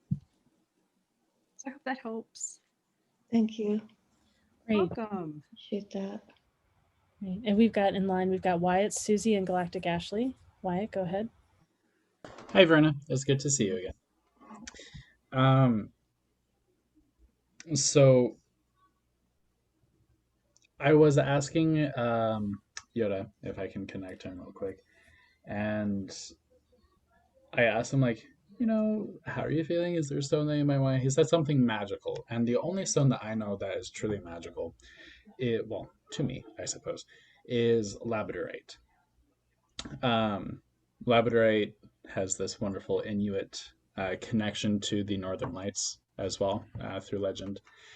And I'm not sure if you have labradorite or something, but you don't have to go get one. Maybe the most magical stone that you know is what he wants. But an interesting thing when it comes to, I don't like the word warding, but keeping your house safe from unwanted energies. It's not exactly crystalline, but it is a plant that has a repetitive pattern going with sage. And sage is not meant for clearing like most people think. When you go to many of the Native American tribes, they use it to insulate spiritual areas. So anyway, maybe go and use sage to be able to insulate these areas. And if you can't or don't want to use sage because it is being over harvested right now, there are other alternatives. You can go and find like sweetgrass, or you can go and find, I don't recommend Palo Santo, but I do recommend Tiarved, which is a alternative. It's tar wood. It's a very smelly, wonderful wood that comes from pine trees. But make sure that you use the insulating qualities with intention to insulate your home, because this will keep unwanted energies out, creating like a protective bubble. And imagining love and light too always helps. Thank you. Thanks so much, Wyatt. All right, we've got Susie. Oh yeah, go ahead, Verna, if you want to share something or ask something. Okay, we've got Susie, Galactic Ashley, Donna, and Susan. Hey, Verna, good to see you. As soon as you started talking about your stuff, I picked up I have a Merkaba, which is, it's two pyramids. One points up and the other points down, and it's sacred geometry. And this one's made out of tiger's eye, but I just sat here and played with it. So I think it's not so much the tiger's eye that is resonant with you, but the sacred geometry of the Merkaba. I don't know how to pronounce it, but and when you go into your meditative state, if you can place yourself in that, and then as you are in it, then you can ask that Merkaba to expand out to include your home, include your living space, and it is your sacred space. You picked up shungite, which from my understanding, I mean, that's what it's so fun to be able to pull up props. This is my dragon, and he's made out of shungite too, shungite and resin, and shungite absorbs energy. It's not one that needs to be cleared, but it does absorb all kinds of energy. And you also said you had selenite, which is another lovely clearing stone. It's the salt that I held onto, that I really glommed onto. Shift Witch started that line of thought for me, because you can put it out on your doors. You can also put it along your windowsills, and it is a boundary. It establishes a boundary. Yes, you do this all with intention, saying this is my boundary, this is my sacred space.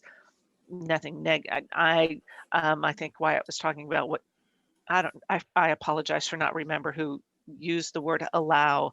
This is what I allow into my space. You're not allowing the other people's grief from coming in.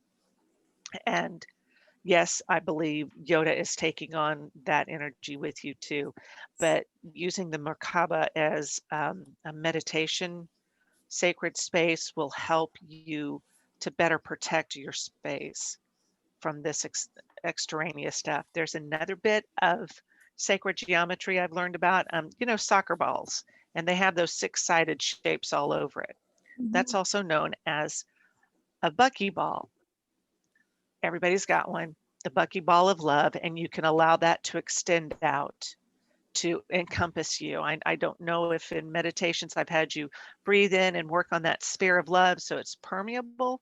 The buckyball is not. It's got a mirror side on the inside, so it's only what you're sending out and that's coming back to you. So you're creating this loop, a feedback loop of your energy coming back to you. And then on the outside is another set of mirrors that is reflecting out. So other people's energy is not coming at you at all. You are protected and you are able to navigate your life. I do it when I go to the store. It helps me a whole lot to not take other people's grief on, along with, what other energetic armor I can put on. But the Merkaba and the buckyball of divine, of love, or whatever, are good meditation tools. And then the salt, and then, okay, yeah, I covered my bases. Thanks. Thank you.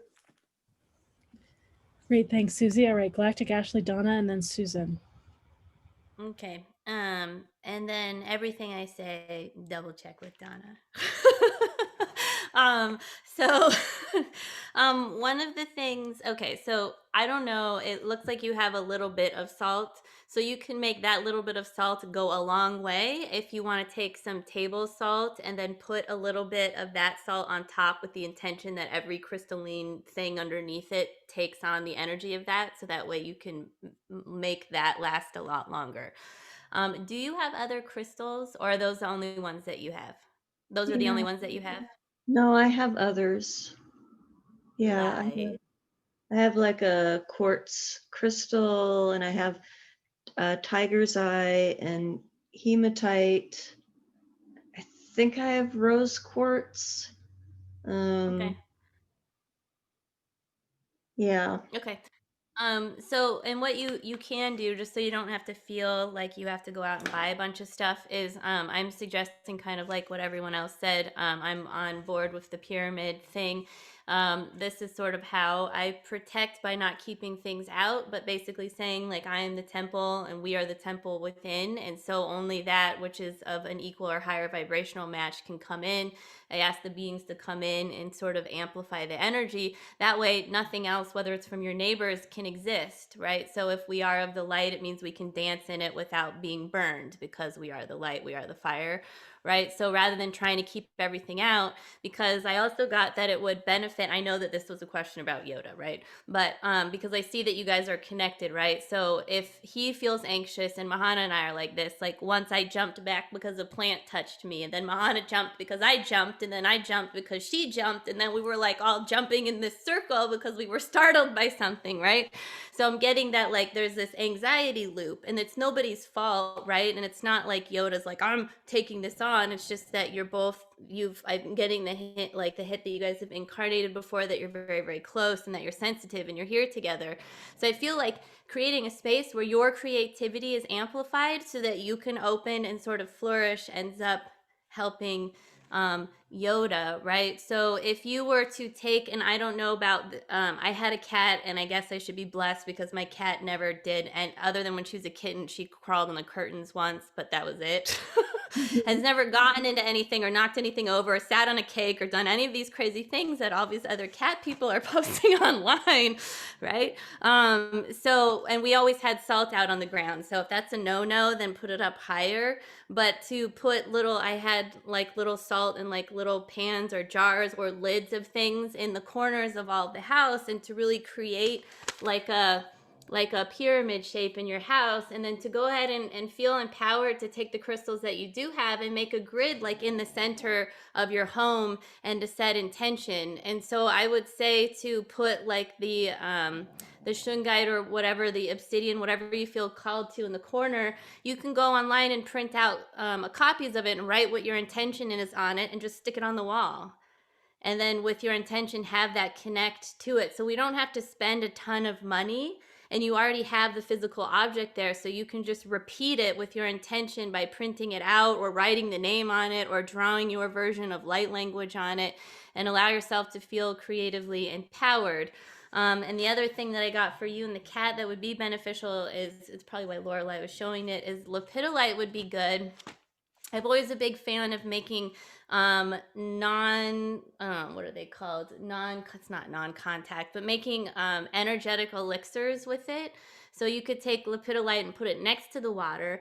And if Dr. Donna says it's okay to put one drop of that and maybe in your cat's water, so that everybody is sort of absorbing that energy in, and just being like, be cool. Also shungite, and I think your piece is polished, that can go directly in water, and you could, maybe you decide that you want to put that in your water. I have a wand, and right, that's just always in mine. Whoops, dripping. That's always in my water, and it's, it's basically like charcoal, right? So it's picking up and purifying your water and you. So it's a really powerful stone to work with. I actually have it everywhere on my necklaces back here behind my neck too. So I feel like if you create like this grid of creativity and amplify the power, and really let yourself explore, that it will really help you with your writing and with everything that you're working on, and then Yoda will be feeling a lot better. Okay, yeah, thank you. Thank you, Galactic Ashley. Appreciate that. And just wondering also, I'll maybe ask you, does he see things that I don't see, like that are like little elf critter kind of things around the apartment? I'll let Dr. Donna go, but from all of the cats that I've connected to, they totally see the fairy realm. It's like normal. That's like their norm. Okay. Yeah, my cats chase the fairies around all the time. That's totally a thing. Both of my cats, the fairies are always messing with them. The fairies like to hide in cabinets, and my cats will howl at the cabinets and then open the cabinets and crawl in the cabinets. Yeah, we like it's like the joke around here. It's like, fairies, leave the cats alone. They're going nuts. Can you stop right 5 seconds? So yes, they totally see them. It's absolutely a thing. Yeah. Thank you. Thank you. All right, great. So Dr. Donna and then Susan. Okay. Hi, Verna. Hi. Okay, this might be, I'll try to keep it short, but this is the things that came to me. First of all, I do want you to know that your anxiety is causing the cat's anxiety. Absolutely. They're like sponges, and she in her own way is trying to calm your energy around your home. And the only way she knows how to do that is to absorb some of that anxiety and try to smooth out things. So number one is for you to calm yourself in whatever way you can find. And so one of the things that I wanted you to do is, you don't have to have, if you have obsidian, fine. If you don't, but I always, because I don't have a lot of crystals, I just intention them, just like Galactic Asha was saying, just intention. And one of the things I want you to intention is that the obsidian is completely covering all of your windows and doors, so that non-positive energy is not infiltrating into your apartment. The second thing I want you to do is this is for you to do also, is I want you to ask fluorite, the gem fluorite. Fluorite is used for detoxification, both of an animal or a person, but also of your environment. So intention and ask fluorite to come in and completely cleanse and detox your apartment. Okay. Another thing I picked up on is that apparently there's a lot of electromagnetic stress coming into your apartment and in your apartment. And one of the things you can do is to ask that an energy shield be activated. It's not a crystal or anything, just ask that an energy shield be activated to try to keep that electromagnetic stress down. And in your own apartment, if you can turn off stuff as much as you possibly can. I know you're probably not going to unplug the micro or unplug the TV, but if you can keep the TV off as much as possible, keep the computer off, keep the radio off, all of those things add to. And I don't know if you're near are you near any high tension electric wires overhead of your apartment? Because that's always a big electromagnetic problem. I don't know if you're within 50 or 100 foot of them, but they're a problem in and of themselves. Okay. So then, all right. So then for the kitty, just a minute. My dog's went, what's up? Sorry. Come here. Get up here. He's scratching my leg to get up. Okay. So I got that, and again, intention, you don't have to go and get these crystals, but garnet and specifically sugilite. Sugilite is very important for emotional balance and reducing stress. So again, intention that sugilite can be used for Yoda. Oh, there. Okay. That's pretty. I've never seen one. So that's for emotional balancing and reducing stress, and also garnet. So both of those you can intention that they would come in and surround Yoda and protect him.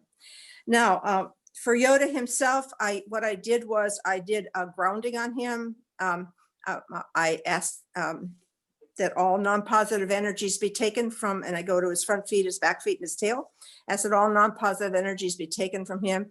I asked that all of his chakras, major and minor, whiskers, paws, everything, be spinning in a positive direction, clockwise direction. I asked that his circuits be cleared. I asked that they be balanced left to right, right to left, anterior, posterior, and as above, so below. And then I surrounded him in a pink cloud of protection and love. So now I also went to his emotional level, and I was told in the metal element, the large intestine meridian, that it was the emotion of release. So this is an emotion that he's picked up from you. And what it means is that you're not releasing your anxiety and your stress, and he's not able to either. So I ask that emotion of a release be taken from him. I ask Spirit to take that from him and replace that void automatically with love, so that he could be able to release what's coming into him. And then no, I mentioned that I put a pink cloud of protection and light around him. So those are all things that can be done. And I hope that he is able to be less stressed now. I mean, he's just such a loving cat. I mean, he's just a lovely, loving cat. And he just went like that, kind of released himself a little bit. So I'm hoping that will help. He's stretching a little bit and he's turning around, so yeah, he's feeling the energy shift. I was yawning while I was doing it. They don't usually yawn, but they will stretch or flick an ear, if they feel that energy switch. So I hope that helps, Verna. I know I can understand totally about living in an apartment.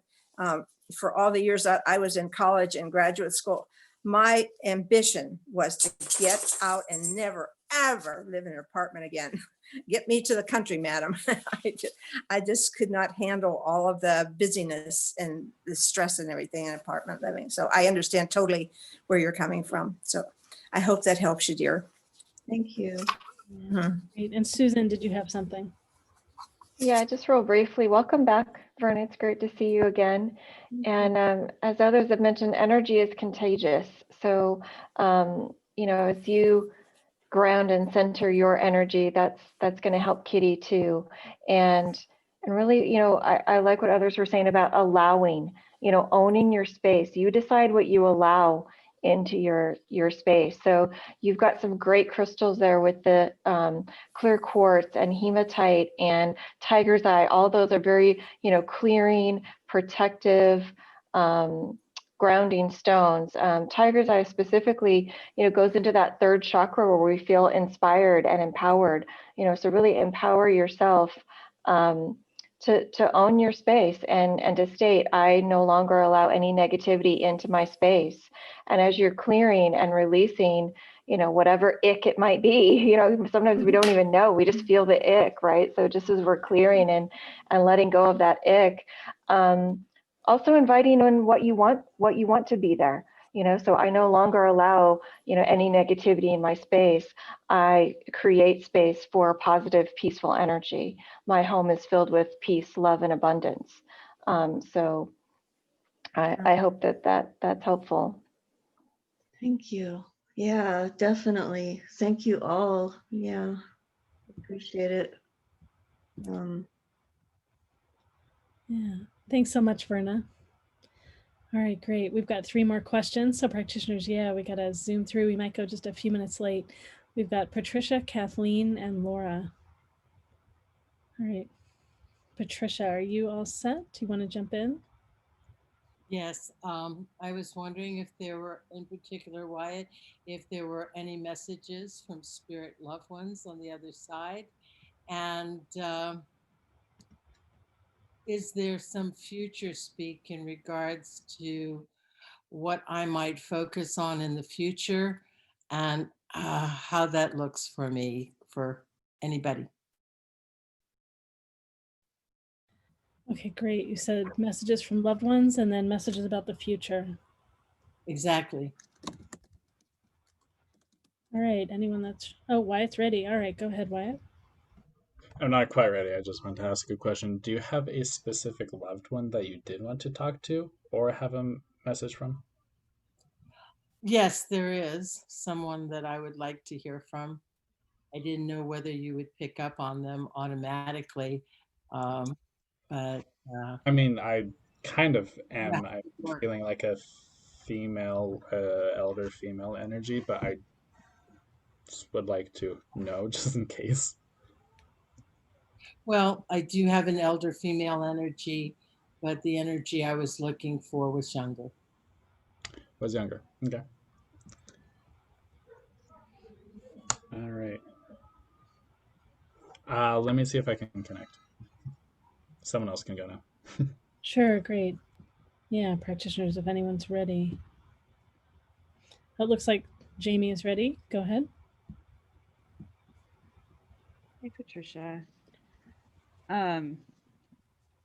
When you said like loved ones right away, I heard sister, but I don't know that it's like maternal sister, like I feel like it's someone that was that you described as a sister, but not necessarily like your birth sister. Um because you guys were the same age. Um and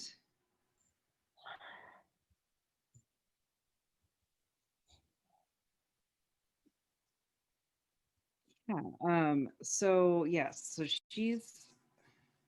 this woman is with you. She is watching over and with you, but not all the time. Like she's coming around when you need her, when you are feeling depleted, is what I'm hearing.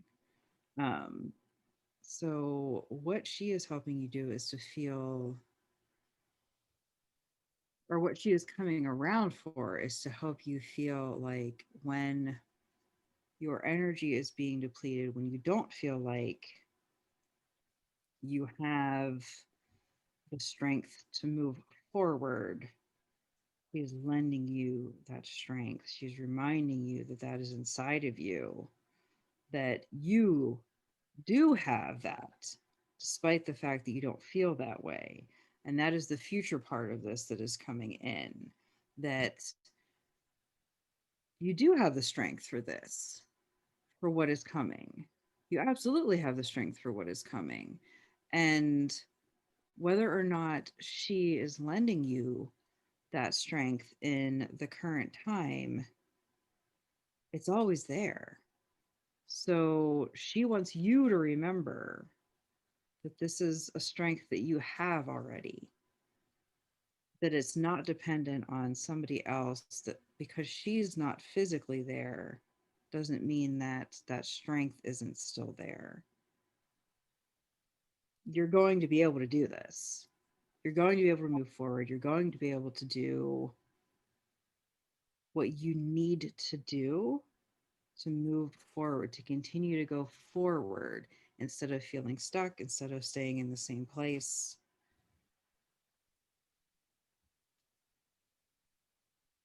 But she'll always be there. But you have to be able to rely on your strength because you absolutely have it.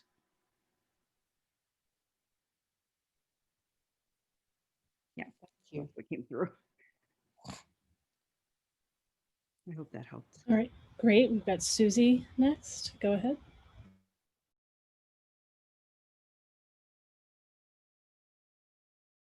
Yeah, I'm clicking weird things. Okay. So Patricia, what I got was that your future message is to have hope. Don't give up the hope. It also feels like that's what tied in with his sister friend, the sister energy who is watching you. She says, hope is the candle that lights your way. It can flare, it can look low, but it's always there for you. The hope is, please don't give up on it. You have opportunities coming to you, and yet, but it is up to you to see them, to identify them. Some may not look like an opportunity, but when you shift your perspective as to looking at things in a different way. So the box, yes, is nice and cozy, but it's time to get out of the box and to look around and see things from a different perspective, whether kind of like, and now they're showing me a cat. You know how a cat can look at you all kinds of ways and stuff like that. They're asking you to explore those possibilities that you wouldn't consider. She said, after this year, holy moly, you have an opportunity to look at things in such different ways. This is the time to do it. And this is the time to help set that intention for the coming year so that you can propel yourself forward. It's not going to be a lot of hard work. It'll be a hard work as long as you're making it, as long as you're standing in the way. So open up to the possibilities and keep the hope going. Don't give up the hope. Yeah. Does that resonate? Thank you. Hope is big for me. Oh, good. Good. Blessings. Great. All right. Wyatt is ready. Sorry. Okay. Uh, these two energies, the elderly female and then the younger female that you're telling us about, they're talking as one kind of through me, and they are saying, see with your own eyes, dear Oracle. See with your own eyes, feel with your own skin, taste with your own tongue, move forward. This is the hope that you feel. This is the hope that you will see. This is the hope and the light that you will become. Now, do not fret and keep moving forward, for the change that is in the universe is the only thing that's permanent in this universe. Change and growth. Only moving forward.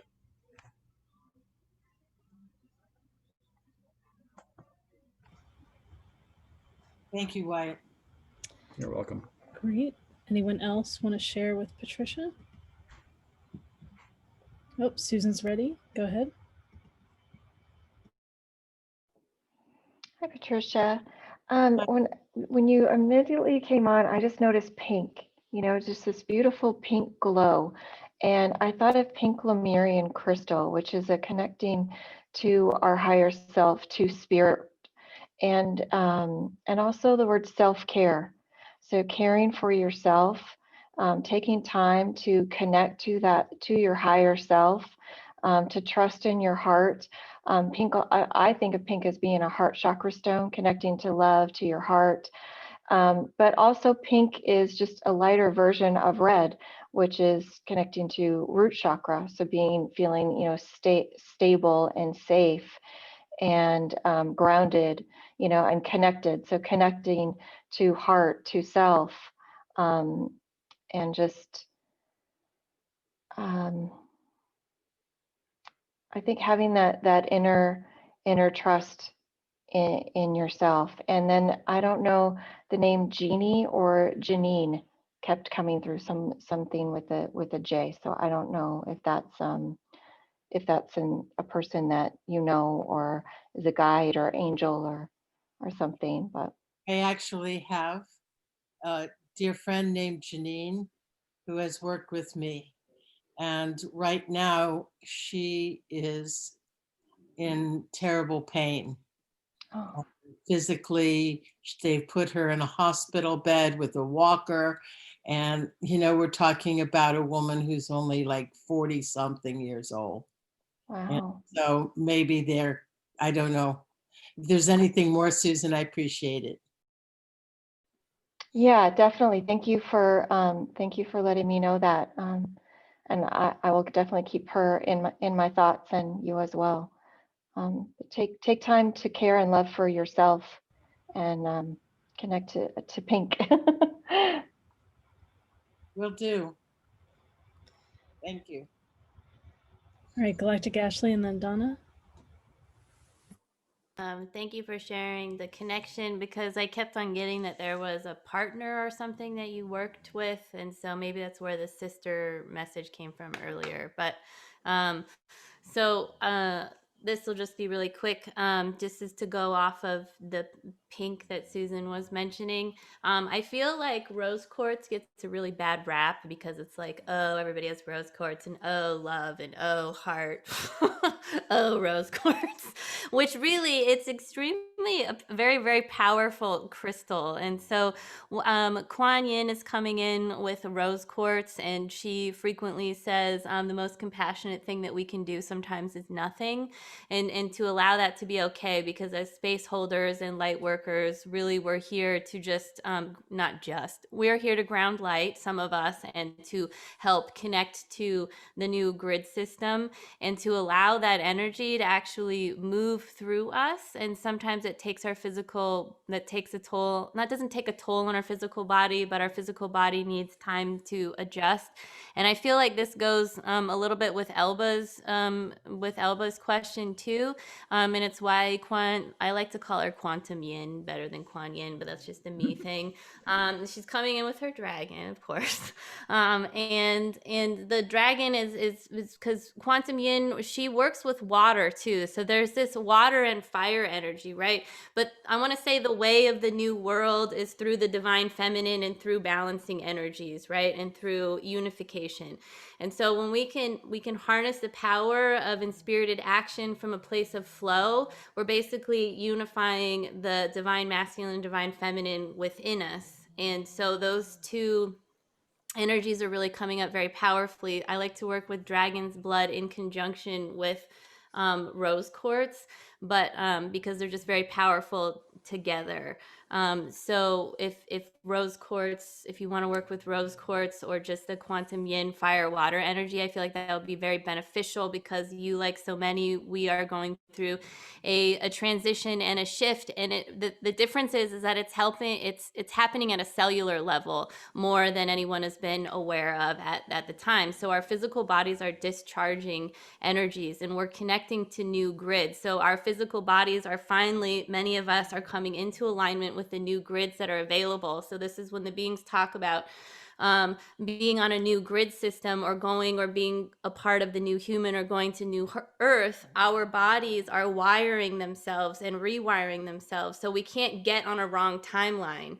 We are magnetized to our timelines and to the new grids that are coming on, which means that from the earth below and the sky above, we are bringing in these energies. And the solar grid it hasn't recently come online, but it has recently come online to the majority of humans. So these solar flares that have been coming down are connecting to the solar grid that is now on Earth, which means from our feet and from above, like, we are embodying these solar energies. So for the Leos and for the Lions and all of these things, like, we have to, I'm saying have to, we have to be able to be okay with the light, stand in our light, and feel very empowered. And so when we feel these conjunctions of energies or opposing energies, we're being asked to, like, be the Kool-Aid man and, like, go through the wall and know that we're going to be okay on the other side, even though it looks like it's not going to be that way. And so I'm not yelling at you. Sorry if it feels like I'm yelling.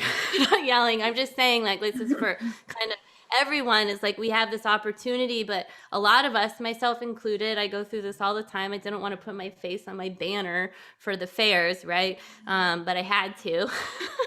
Like, because we have to be okay with standing in the spotlight, because if we're going to be torch bearers or way showers or whatever you align with, it means that we have to be comfortable with allowing ourselves to shine our light. But every time we get comfortable with shining the light, then we face another discomfort, because there's a layer, and there's a brighter, like, we can be brighter and brighter and brighter. And so that's what I keep seeing you, is like, it's just another layer has shed. And so now you're, like, shedding your other skin, and the new skin is like, things are it's a little uncomfortable, right? But then you get used to it, and calluses build, and then we shed another skin, and it's a constant, like, unlayering process. And I feel like you've mostly out of this other layer that's happening, and there's new sensitivities and things that are coming. And so it might feel uncomfortable, but it's a really good thing. And I am sorry about your friend. That feels, that feels like a soul contract that she is working through. So you can support her to the best of your abilities. And it's really stinks right now, because we are being physically separated, but you guys have a deep connection, and you worked together in other lifetimes before. So you can visit her in a meditative state. It doesn't even have to be a lucid dreaming state. You could just go into meditation and visit with her, and she's like, you guys are very close, and so she'll get it, and you can send her energy. Thank you. I have a Leo ascendant and Mars in Leo. Yeah. All right, Donna's got something for you. Hi, this is kind of following up on what Galactic Ashley was saying. And what I was shown was that that you have a soul contract with your friend that you chose to share in this lifetime. But I'm being told to tell you to remember always that love shared is love forever. It never, ever disappears. And they're asking if you can possibly find a piece of rutilated quartz. It's extremely healing. It's called rutilated quartz. It has like little gold strands through it. And just a tiny one that you can hold in your hand. And any time of the day or night that you get overcome with sorrow and grief for your friend's state of her health, they asking that you hold that in your hand and remember the shared love, remember the shared path, and hold to that trust that your love with her shared goes on forever. Thank you very much. I appreciate it. There's a photo of it Galactic Ashley's got, or not an image. Yeah, on a card. Galactic Ashley has some. Yeah. Thank you. All right. Great. Anyone have anything else to share with Patricia? Thank you, Patricia, for your question. And practitioners, we've got 3 more people in line, so we're going to be going just a little bit late here. So we've got Kathleen and Laura and Desiree. Kathleen, are you all set to jump in? I am. So I'm in the last few years, I've started to, I guess, do some spiritual changing. And I met a man that instantly I felt like he's the one, and moved, and he lost his mother the same year I lost mine. And it's like we're twin flames. We're mirroring, our birthdays are the same day of the month. I'm March, he's September. And I'm seeing all these synchronicities in our lives. Like his dad's birthday is my month, mine is in his, and different signs that keep showing me his birthday, and things like that, or things that seem to be connected somehow with, like, sometimes I see numbers with him and my father together, their birthdays, and things like that, or our birthdays together and things like that. So right now we talk, but we're not like, I know I'm connected to him, because if he's like in tears and crying, I get a vision. And if I reach out to him, he'll tell me something happened, and some other synchronicities through our lives as well. And this is like, I felt my father's presence for the first time after I met him, and my dad had been gone for 40 years. So it's like, sometimes I get overwhelmed, because it's like, I feel like we're supposed to be together, and yet we're clear across the states from each other. And I mean, I see him coaching, and I'm watching, and I mean, my dreams are vivid. Like, I can see his face, my face, watching him, and all this stuff. So I guess, and I'm seeing my thought process, things popping up when I'm thinking, and with different things and stuff. So I guess I'm just looking for some direction, because it's like, it's sometimes the frustration, and I get sad. And I've been working with my second cousin and doing some acupressure, and he's like, there's this grief or loss, and like, you're in this fight or flight mode and stuff, and like with my large intestine and stuff. So, which sometimes I have spasms in the upper intestine. So I'm feeling like he's somewhere there, correct. So I don't know, any insight, I try to ground myself and things like that when I get too much, or, sometimes I have like air just pop up out of nowhere, coming up out of my chest and just out. So. Yeah, great. Thank you for sharing. Sounds wonderful and lovely and challenging at the same time. All the above. And I know one of the definitions of twin soul, or is it twin flames, right? That there's so much that's, the connection is so strong and so important, but that people are not actually to be together in this life. I'm not saying that's what he is. Just I bring that concept in as we talk about this. I know for me, it would be great if I have a photo of him and I can see his eyes, right? To see his eyes compared to your eyes, but let's get everyone to go. I don't know. I got one. If I message it, can I? You can text me. Yeah. I can. Okay. I think. Okay. Let me. Do you mind sharing his name as well while you're multitasking? Sorry. His name is Glenn. Okay.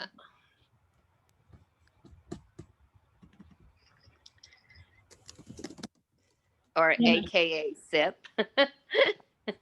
AKA what? What is the name that he goes by? Sip.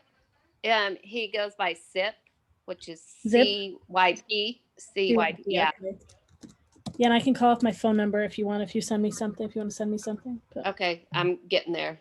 Yeah.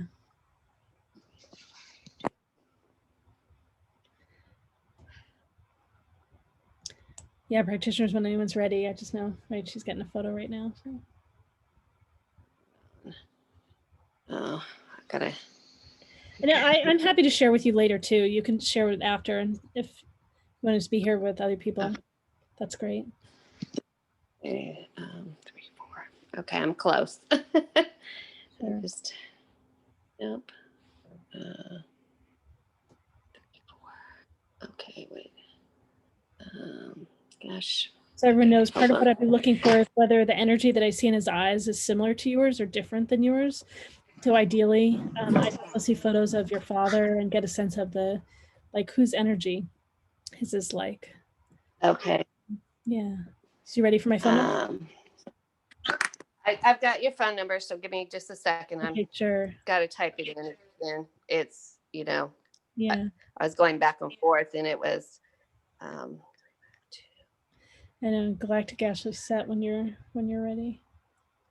Okay. Oops, not that one. Photos. Okay. Oops. Where is he?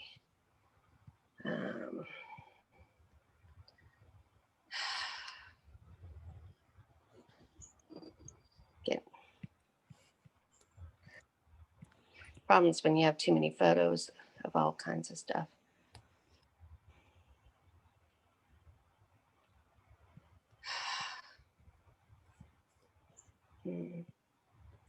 Yeah, I just want to be able to get to the readings with other people.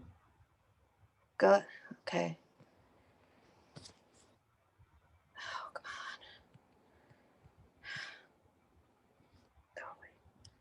on. Okay, come on. One, just one.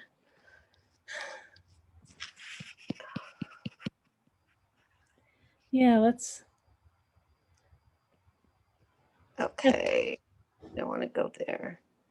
Yeah, Kathleen, I totally can share with you afterwards. I really want to get to what other people have to share with you too. So. Okay. And it's okay if we can't see you right now while we share. I just want you to be able to be present and to hear them. I'm here. Okay, I can great. hear you. Okay, great. So Galactic Ashley, go ahead, and then Susan. So I'm gonna, I have an unpopular view of what twin flames are, so I'm just gonna throw that out there right now. So grain of salt if you want. So I don't, and I have not been guided to really quote unquote believe in twin flames in the way that most humans look at them. So what I will say is that does not mean that there are not soulmates and that they're not deep soul connections. And so oftentimes when people perceive a twin flame connection, what they are perceiving is they are perceiving their shadow selves that are showing up in a version of an opposition. So frequently when people perceive twin flames, what is happening is that which is within you that is being mirrored to you is showing up. So oftentimes there's a volatility that comes with twin flames. So when we look at soul alchemy, what is happening is that your twin flame is reflecting the volatile part of you that needs to shift so that you can shift your inner lead into gold. So when the true sacred marriage, according to me and the messages that I receive, are the sacred marriage can only happen within the unification process of the masculine and the feminine within oneself. It is never outside of oneself. However, what is outside of oneself is what we have manifested, which is a part of our healing journey. So this is not to say that SIP is not important to you. There is a lot of important things that happen. But what is important is that when we find these beings that we have soul contracts with, is that we are being asked to experience and expand upon what love and unconditional love means to us. And whenever we are expanding upon an unconditional love and experiencing that from our human selves, what is truly happening is that we must also have the pairing opposite of love and this deep longing for something, because they oftentimes come hand in hand, because we are in a universe that functions off of polarities. So in order to unify anything, we must have this unconditional love. And then also with that, we will also simultaneously frequently be crying or have an experience of loss. So it is, our heart is expanding in layers. And so these beings that come to us are quite beneficial in our ability to expand and to co-create and to find a more expansive part of ourselves. Now, sometimes we end up with them, or we choose to manifest a long-term relationship with them, and sometimes not. So I'm not reading that part of it. I'm just talking about the twin flame part and about your question in general. And they are a beautiful thing, but they are frequently volatile. But to remember that volatility is how we go through the process of soul alchemy. Great, thanks, Galactic Ashley. All right, Susan. I agree with a lot of what Galactic Ashley said with regard to twin flame.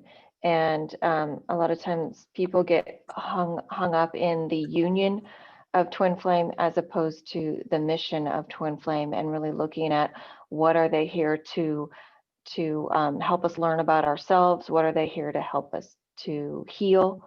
And then in that correlation with your father, is there something about him?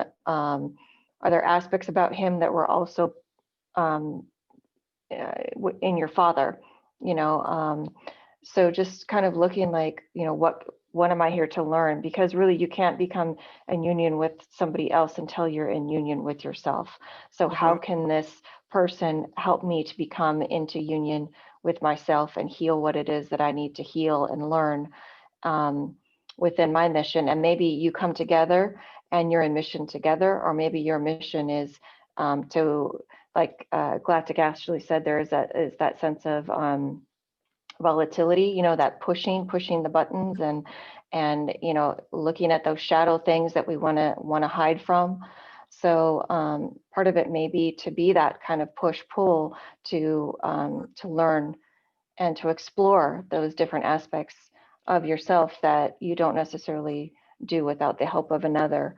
And then with regard to the intestinal issues, I thought of the stone citrine is really great for detoxifying. And it's a stone also too of that kind of abdominal area, the solar plexus area. So citrine might be a stone that you look at using or wearing. So I hope that was the twin flame is something, that could be like a whole nother panel, I think sometimes. So trying to keep it short. So, as you say, we don't know what the crystal ball is. Maybe you come into union, maybe you don't, but just don't get so hung up on that's what it's, there's so much more to it than, and whether you call it twin flame, soulmate, karmic, catalyst, it can be any or all at different times in the journey and different times of the path. So just all along, it's like, what can I learn from this? How can I grow from this? How can I heal from this? So I hope that's helpful. Yes. Great, practitioners. Yeah, what else did you want to, who else wants to jump in? Yeah, other practitioners, if you have something to share. By the way, I think that most of us are attracted to people that are somehow repeating family of origin dynamics, which can feel good at first and is also very challenging, or that we're attracted to people who are opposite us. and the oppositeness that we choose in others, it can be attractive at first, but have lots of tension and difficulty. And I do think it is ultimately a way that we're avoiding being with who we are and loving who we are. And it's like attempting to get someone else to love who we are rather than being with ourselves. So I feel a lot in alignment with the things that the others shared too. Yeah, so getting the whole reading, I'd really see photos of your, I said, of your father and of Sip at the same time. Yeah, I don't think I've had anything come in yet, but yeah. And I really can share after. I think I sent it to the wrong. I don't know that, I don't really have any photos of my father. I mean, I have one on Facebook, but yeah, so you're totally welcome to share afterwards, and I'll give you a little bit of a glimpse of what I see in the eyes. And it's okay. What do you notice in you in terms of, do you feel relaxed and at ease with him? Do you feel alive in your own purpose? Or are you getting caught in the similarity and the energy of the connection and what he is and who he is? And if the connection with him is taking you out of you, that's something to be watchful about.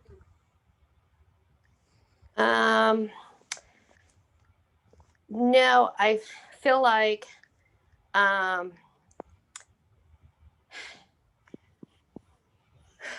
left home like 2 years ago, and I felt like he was part of that journey to start for me to open up and look, because I was really by myself for the first time in my life. Mm-hmm. So, and just, I mean, because I've been in a big family and stuff. And so for me, it was honestly a journey just to find me again, because I felt like I had lost me along the line. So just part of what's occurring to me as you're just even starting to share that is, if this is the first time that you've been on your own and that you might be using him a little bit as a clinging on to something else and not trusting you to let you discover being you. So you might be able to utilize him as like a safety and a connection, but a light connection where you want to be really connected with you and letting yourself really deepen in the connection with you. Yeah. And it looks like some other people might be nodding some similar things. So there may be connections and journey together. And it's just to keep having this emphasis on you and you being you. And that he also could be there, sort of like frosting on the cake. Yeah. I mean, I have been really just trying to work on me and just, being patient and, with whatever that's supposed to be. I mean, I miss him. We don't talk as much as we used to and things like that. And so, but I feel like he has some things that he's working on as well. So does practitioners, I wonder, just as a kind of a way of finishing up, do you have suggestions of crystals that will help Kathleen stay connected with herself and deepen in the connection with herself?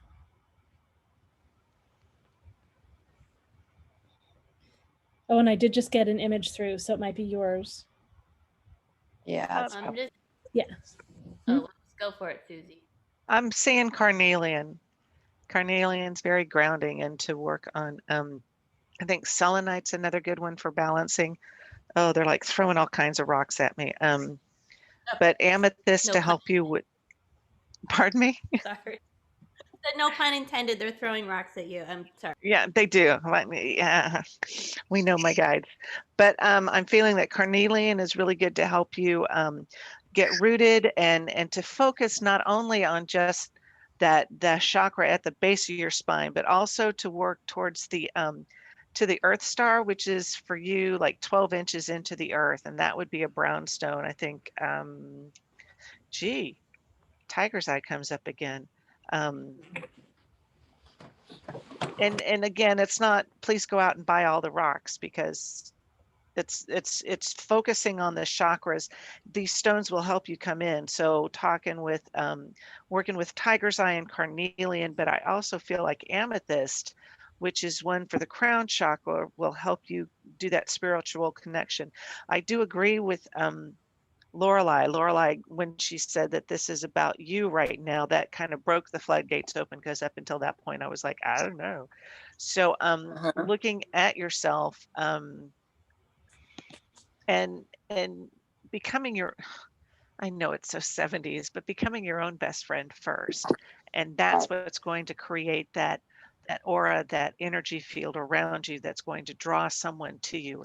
It may or may not be SIP. I'm not really seeing it right now, because I do agree with you. He has got his own stuff to work on, but we're talking about you right now. So Yeah. that's what I'm getting. Thanks. And Galactic Ash had something to share. Oh, and Wyatt has something to share too. All right. Just super quick about a stone. All the stuff that Susie said, and I don't want to just start naming a bunch more stones, because then we might as well never said anything.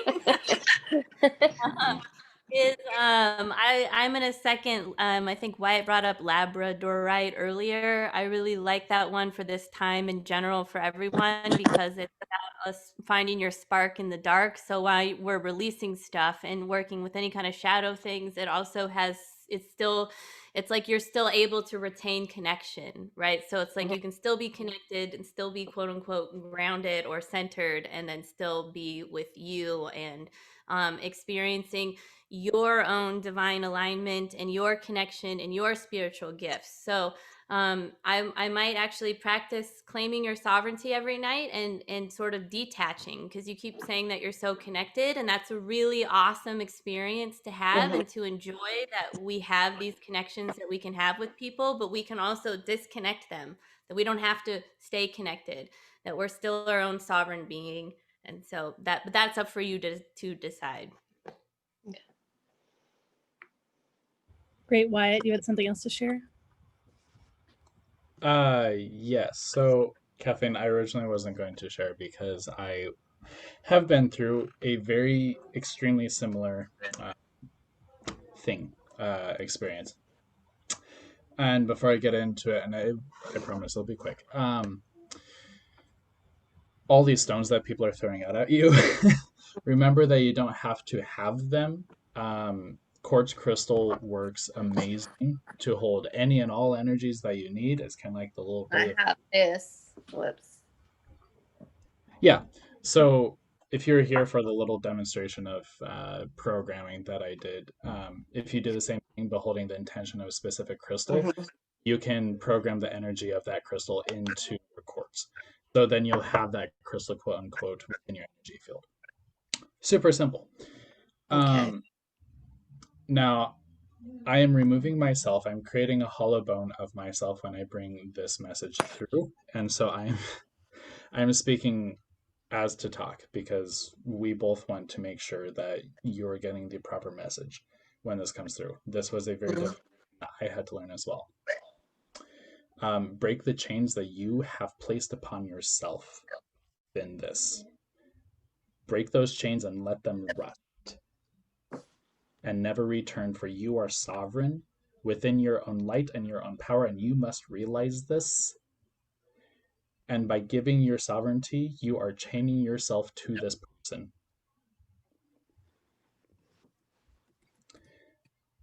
So, by claim your own sovereignty and move into somewhere where you can claim your own power yet again, where you are not crying over someone that has left you for unforeseen reasons. So, drop those chains and let them rest. And the photo did come through, so he did send it to the right number. And his eyes are very different than yours. He has very big, extroverted, powerful eyes. And so I don't know your parents. I haven't seen your parents, but his energy is not the same as yours. So it's not the way I define a soulmate. To me, definitely is very different and a big presence. So it definitely could be where energetically you're kind of running away from you, right? And letting him be a ground. So you can enjoy him and the connection, and the emphasis would be staying in connection with you and your journey and your purpose.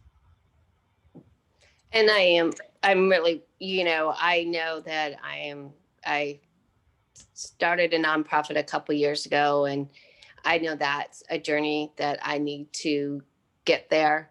And I've been looking at maybe doing some life coaching and things like that, just because I've took a journey being a single mom and stuff. And I learned a lot that could, I feel like it could help others maybe move faster through whatever patterns that we, I'm noticing patterns from like, family, whatever, and things like that that don't serve me.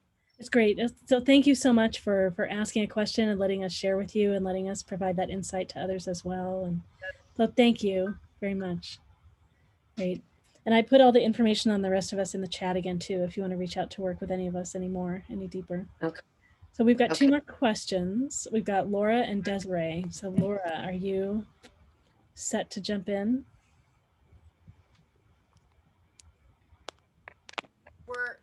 Yeah, we are. We're uploading an image and we were hoping you guys could look at it and give us some feedback. Yeah, sure. It's a grid. Okay. Yeah, it's still uploading. Okay, great. Yeah, we basically have always been fascinated and intrigued by stones, and we don't really know much in the way of their energies and wisdom. We know that we appreciate them, and so we've started to arrange them and make these grids for them. And in the coming year, with everything that's been going on, we both are kind of looking for guidance, so to speak. And we think that these stones could potentially tell us something, but we don't know what they're saying. We just know that we like the way they feel and the way they look, and that this is just kind of I don't know, something that we are looking to gain more insight on. Great. Yeah. When I'm just uploading, I'll share it on my screen too, so everyone can see it.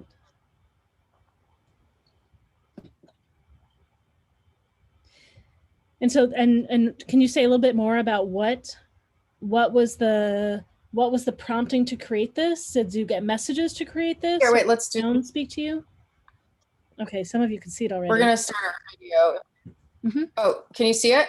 Yeah. Oh, nice. People can see it. I can't. Yeah, it hasn't uploaded for me yet. My internet's slow, but great. Everyone else is seeing it already.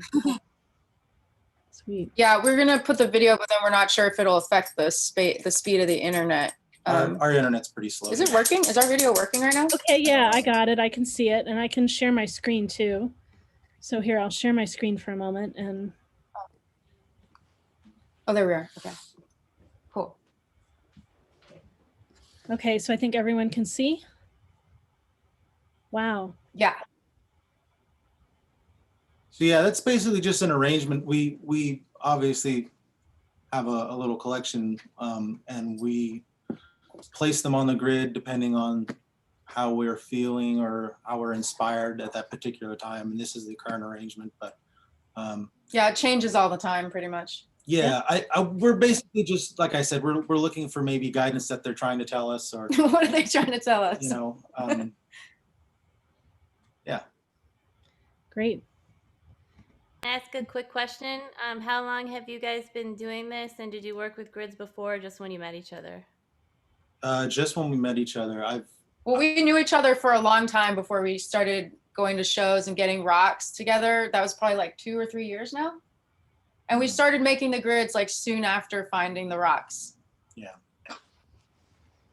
Well, we always liked rocks, like growing up. Absolutely. But we didn't know we could go to events and like feel the rocks and just kind of pick and choose.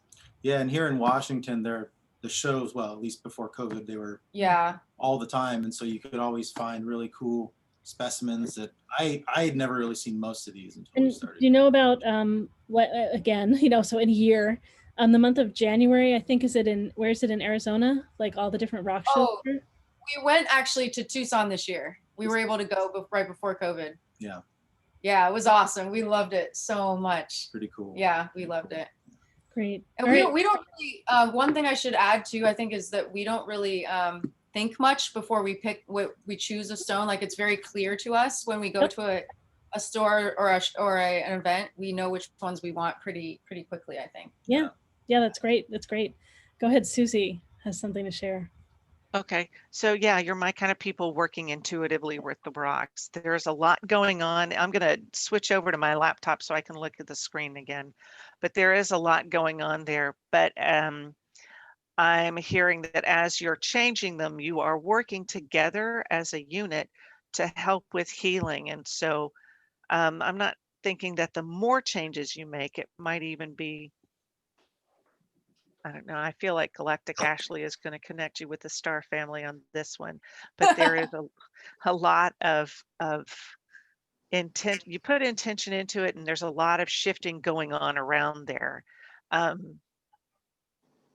It's almost like it feels like one of those tornado things, like the Wizard of Oz, where the tornado comes in and you're just shifting stuff around and helping things to integrate and to adapt. So this is crucial for you, for both of y'all's advancement to change the rocks around so that you can integrate the new energy coming in. This is actually keeping you in a place where all of these wild ass energies that are going on, you're able to, it feels like you've got a lasso around that tornado and you are pulling it in and calming it down so that it's not so chaotic for you.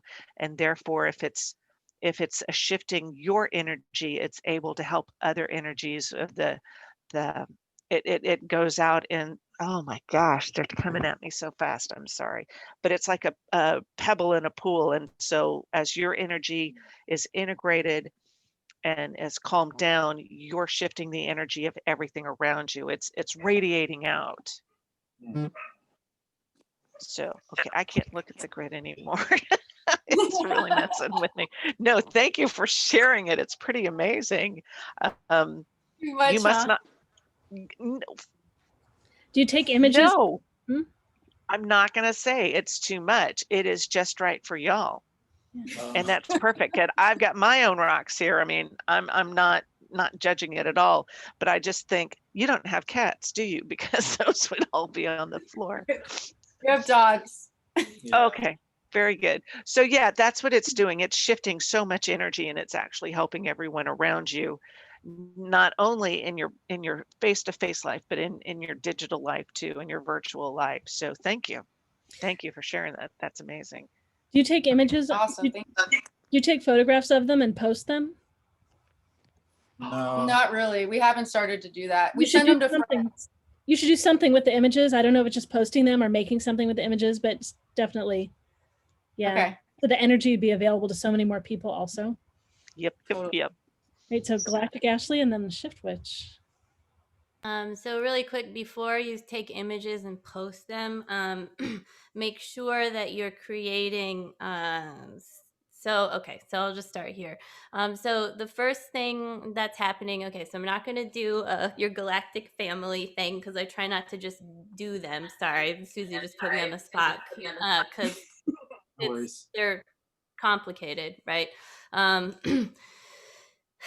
Sorry, it's complicated because I just don't like to go, oh, you're Pleiadian or oh, you're this, right? So besides that, so what I'm getting is that these grids are super awesome. It's great that you've been doing them together. I also want to iterate that you each have this as part of your gifts separately, but sometimes when we find somebody that aligns with us or when we have a contract to work together, we can amplify that power. And so one of the things that came through is that the benefit of you bringing in the divine masculine and divine feminine, that doing these together is being able to harness those two energies into one and allowing them to interact with each other so that a conversation is happening between the stones and the rocks themselves. But what I'm getting is that these are more for you and for your energy systems and for you to practice, and that the reason why you're here is because you can do these now and make them more collective, but to make sure that is your intention. So when you make these grids, to intend to connect them to the grid system of the earth. You can pick solar grid is coming in very strong, which is why it feels like this is amplified now.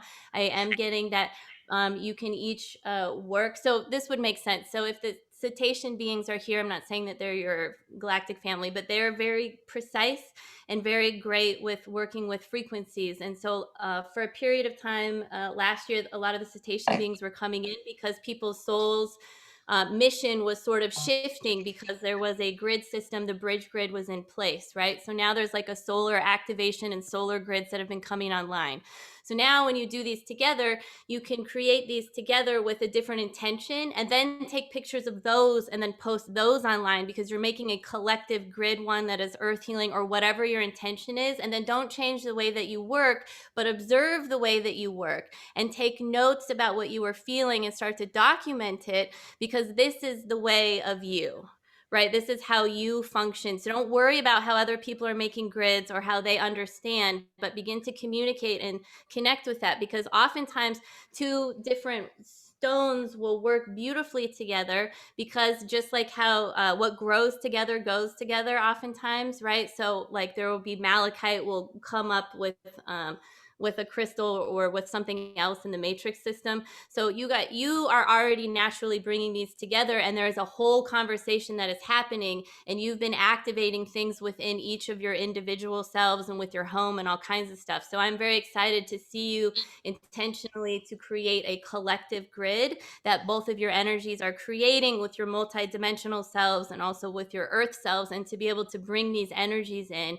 And I could see that more galactic energies will come online for you. And I do feel that there's like a crystal technology aspect of both of you. And I think it's great, and keep doing it. And hopefully you'll share with us or put on the MeWe website, like your first grid that you do intentionally for all of us for 2021, whatever you want it to be.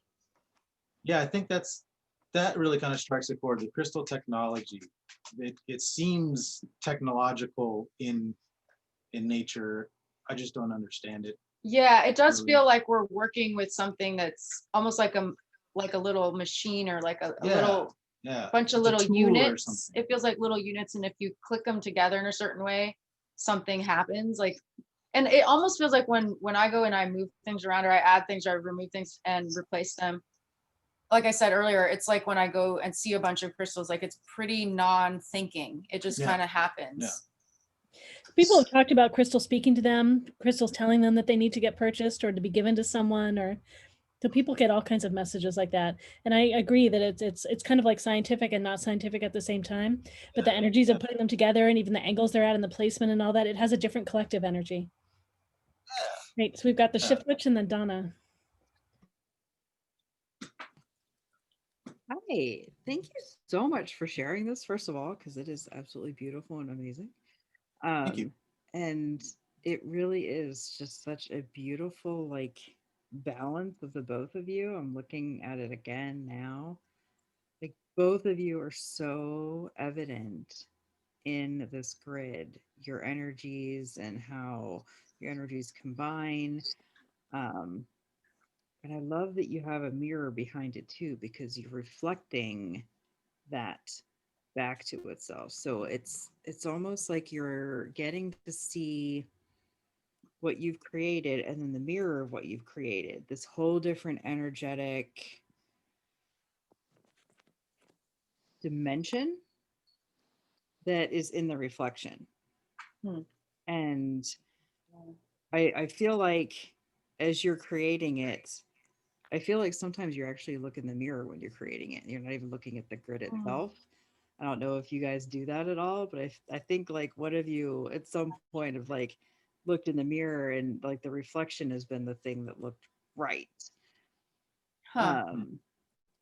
So yeah. So when I take pictures of it, for sure.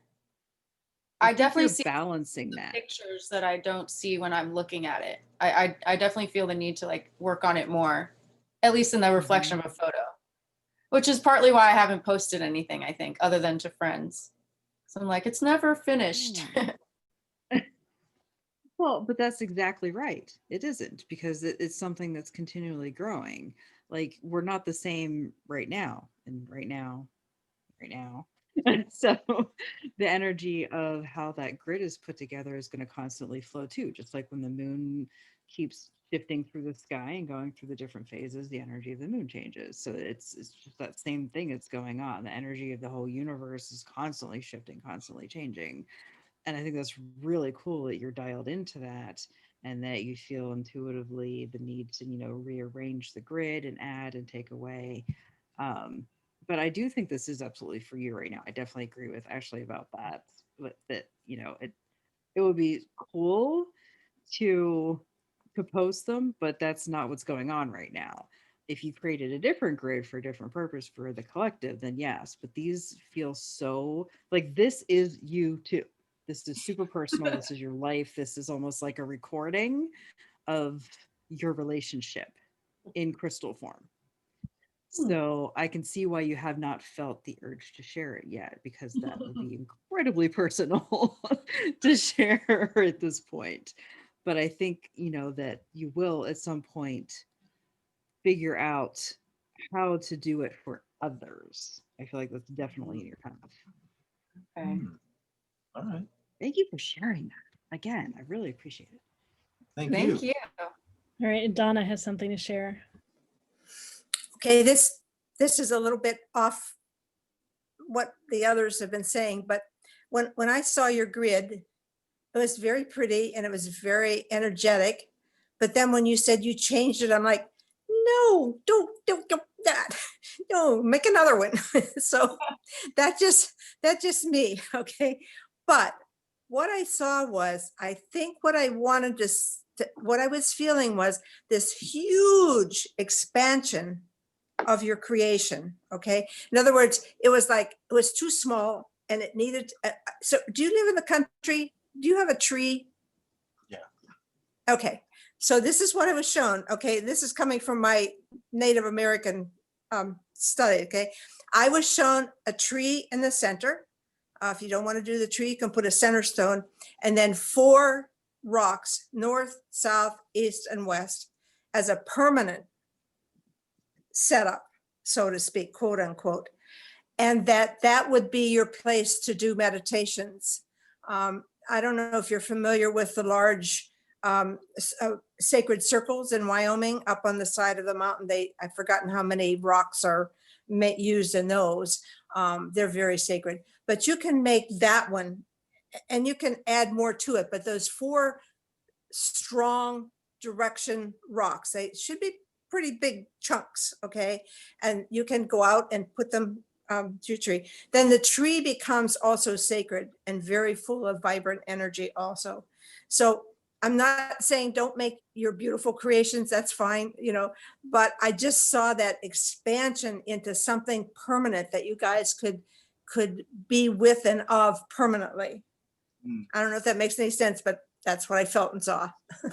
I've kind of had ideas about making something in the yard that was a space for us to do something Yeah, similar. we totally have. Not a real Makes concrete, sense. like, formed idea, but the concept. Yeah, we went to see some, what are they called? The mazes on the ground? The labyrinths when we were in Arizona, and those were really neat. I could see us trying to create something like that too. Yeah, that'd be another concept that's quite nice. Yeah.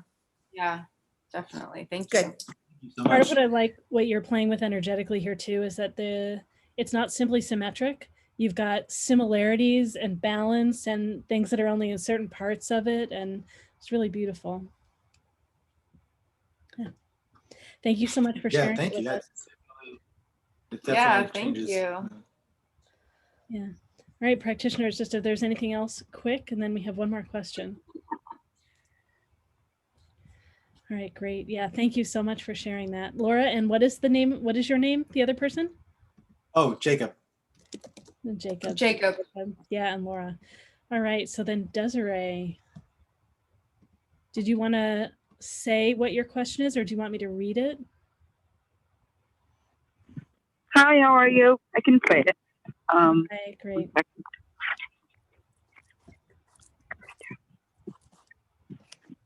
Okay, go ahead. 1 second, sorry.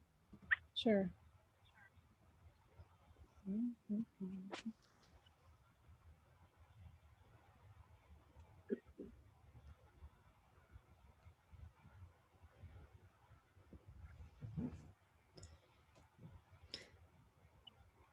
Maybe I'll just say, just so while you're gathering that. Okay, yeah. Okay, Yeah. Go ahead. No, pretty much I was just gonna ask like a couple questions, but it's like pretty much all together about me. I was interested in knowing pretty much like who's guiding me. Who should I be calling on, like more in my practices? And then pretty much of like what do I need to know for my greatest and highest potential? For like maybe even like this upcoming 2021 year. In the sense of like how can I make better connections with people, like improve my relationships with people. And I feel like sometimes I miss opportunities like altogether. And I just was wondering how can I like see and not miss opportunities given to me. Great. And she also mentioned something about an eye reading, so she sent me photos ahead too. So I've got photos. Practitioner, so you know. Yeah. Shift Witch. It's great. Yeah. So Shift Witch has something. Jamie has something. Go ahead. Hi, Desiree. Hey. So what I'm hearing like the loudest is trusting your intuition. Like that's something that you really want to tap into. So you get a lot of messages. Like I'm hearing like there's a lot of things that come through, but you can have the tendency to question it. And then you question it so long that you question yourself out of it. And then it's like the moment is past. And so I feel like that's what you want to get out of not the word habit. You want to get out of the tendency to overthink an intuitive hit. So if something comes through, if somebody comes to you, like you said, you wanted to know about like meeting people more or being more open to stuff, the opportunities that are coming up, let them come through. Let yourself be open to what is happening. Even though I feel like in the past, when you've done that, perhaps it hasn't worked out so well, which is why you're afraid to trust the intuitive hits you're getting on people, because you feel like in the past it has gone a little sideways. But that was just a lesson that had to happen in this life. It wasn't that you did anything wrong. It wasn't that they did anything intentional. It was just something that you had to move through in this lifetime so that you could keep going forward. So don't let the things that have happened in the past keep you from allowing that heart space and that love for others to continue to be open. And when the intuitive hits come, just try like little by little, just leaning into them and really trusting them. Just start with little things like, asking your body, what do we want for lunch? Like really start simple with it and just jump into those things and be like, okay, if I say yes to this, what then happens? If I trust this, what then happens? And just start really building that trust with yourself, that trust with your intuition up again, so that when those bigger opportunities come, you're ready. Makes sense. Thank you. We've got Wyatt and Galactic Ashley online. Hi, Desiree. So something that was really, really coming through, and I guess this is me talking about sovereignty and that you are always within your own light. So don't go looking. Yes, you need to be able to find out which path. You need to go and explore, but don't go asking other people to find the path for you. So, in that regards, I'm pretty sure Mahatma Gandhi said this. If there's 7 billion people in the world, there needs to be 7 billion religions. So, find what resonates with you and then add it to your repertoire of spirituality, because this is going to be your path to ascension. Excuse me. And then a overarching theme of what I have been getting over the past few days is this next year is going to be all about finding your inner light. COVID, we were forced to stay indoors with ourselves, which was not comfortable for a lot of people, which is really interesting. And I am very thankful for it, actually, because it, one, allowed me to move forward and has allowed a lot of people to find spirituality and to realize that they're not okay, that they need to do inner work. So in 2021, the year that we're heading into, I believe and I have seen that this is going to be the year of finding our light. So we have found our darkness and we're starting to work with it. It is time to find our light. So it is over these next little bit, I recommend maybe finding your own path, your own groove, your own dance with spirituality, with spirit, with source. And that is what's really coming through for me. I don't know about anyone else, but it really also goes along with what the Shift Witch was saying is, don't be discouraged with what has gone into the past, because that's in the past. It's time to work on the present to walk forward into the future. Thanks, Wyatt. All right, Ashley. So I want to second what the Shift Witch said when she said that you are getting messages, because you are getting messages and you're actually getting a lot of messages. But what's coming through is that, one, there is a belief system that you have created that says that to doubt your messages because you followed a message before, and so you perceived that as being a mistake. But remember that sometimes we are guided to go into mistake looking territory when really we're supposed to be going into that. Like, there is a greater purpose. We're supposed to be walking through the shadows or other healing opportunities. So if you are aware of what this is, I would go back in my mind and sort of release or to shift a perspective about divine guidance that you followed that you feel led you astray. So that's the first thing. The other thing is to and I, in all of my channeling and light language courses, we talk a lot about inviting the frequency of truth in as a form of any foundation whenever you're channeling or connecting. So it means that you are bringing in the frequency of truth and clarity, which means you have to be willing to see something even when it's uncomfortable.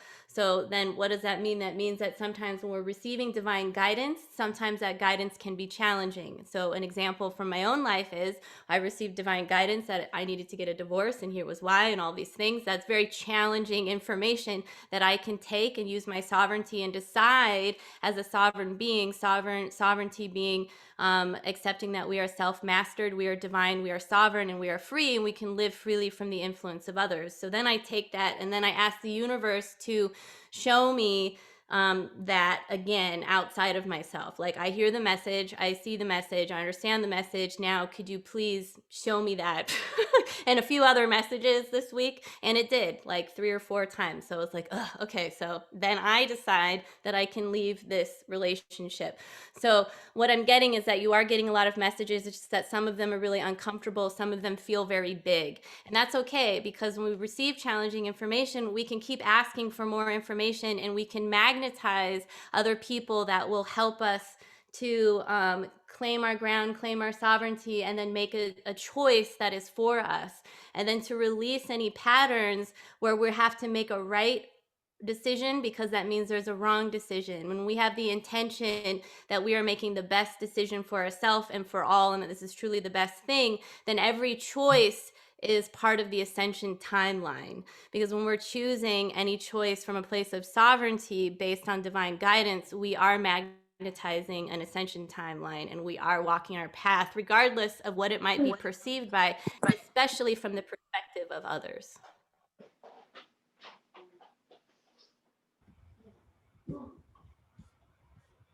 Okay, great. Thank you, Galactic Ashley. All right, we've got Susie. Thank you. Hey, Desiree. As Shift Witch was talking, I was making a note, and then she would say the word, and I'd make another note, and she said another word. So great. I'll just reiterate. First off, yes, trust what you hear. And I have the t-shirt that says, wait, let me overthink this. So I totally understand that, like thinking it until you miss that opportunity. Another pithy way of saying it is when you think you hear something, when you hear something, yes is the best answer. If it's supposed to happen, it will. It's better than trying to do a penny drive where you flip a coin and turn left or right. But yes is the best answer. If it's supposed to happen, it will. And then on the spirit guide, your spirit guide is the one that you're going to listen to. You've got a lot of them over there, and they're asking you, yes, we're sending you messages. Please listen. So pick. Spirit guides are an aspect of you, and you are an aspect of divine. So what aspect of divine is going to resonate with you? Is it Michael, the big angel? Because, you know, when I work with Michael, he sometimes wears a suit, other time he's he's shirtless with bib overalls, or other times he's just, you know, sitting there hanging out with me. Or is it Mother Mary, who likes to pat your hand? Or what aspect of divine is going to help you open up to the possibilities? And what their job is going to be is to guide you along a path so that you get to identify, you get to see your own divinity, your own connection with the universe. And that's when things will really start to skyrocket and move for you, all from a place of love, all with divine light, and hope is coming up again. What's a good stone for that? I mean, iolite's a great stone, calling in the energy of iolite. That's a connection with the spiritual. Amethyst is a great connection to spiritual. And then there's clear quartz that amplifies everything. Yeah, that's what I got. Great, thank you. I love the synergy with what's coming in for all of us. Susan. Yes, thank you. Hi, Desiree. I like to think of it as analysis paralysis, and I'm a queen of that as well. And you just look at all the different options, and you're afraid to make a mistake and miss those opportunities. And I like to think of it as there's really no mistake, only a lesson. And even within that lesson, there's a blessing. So I like to call it a blessing.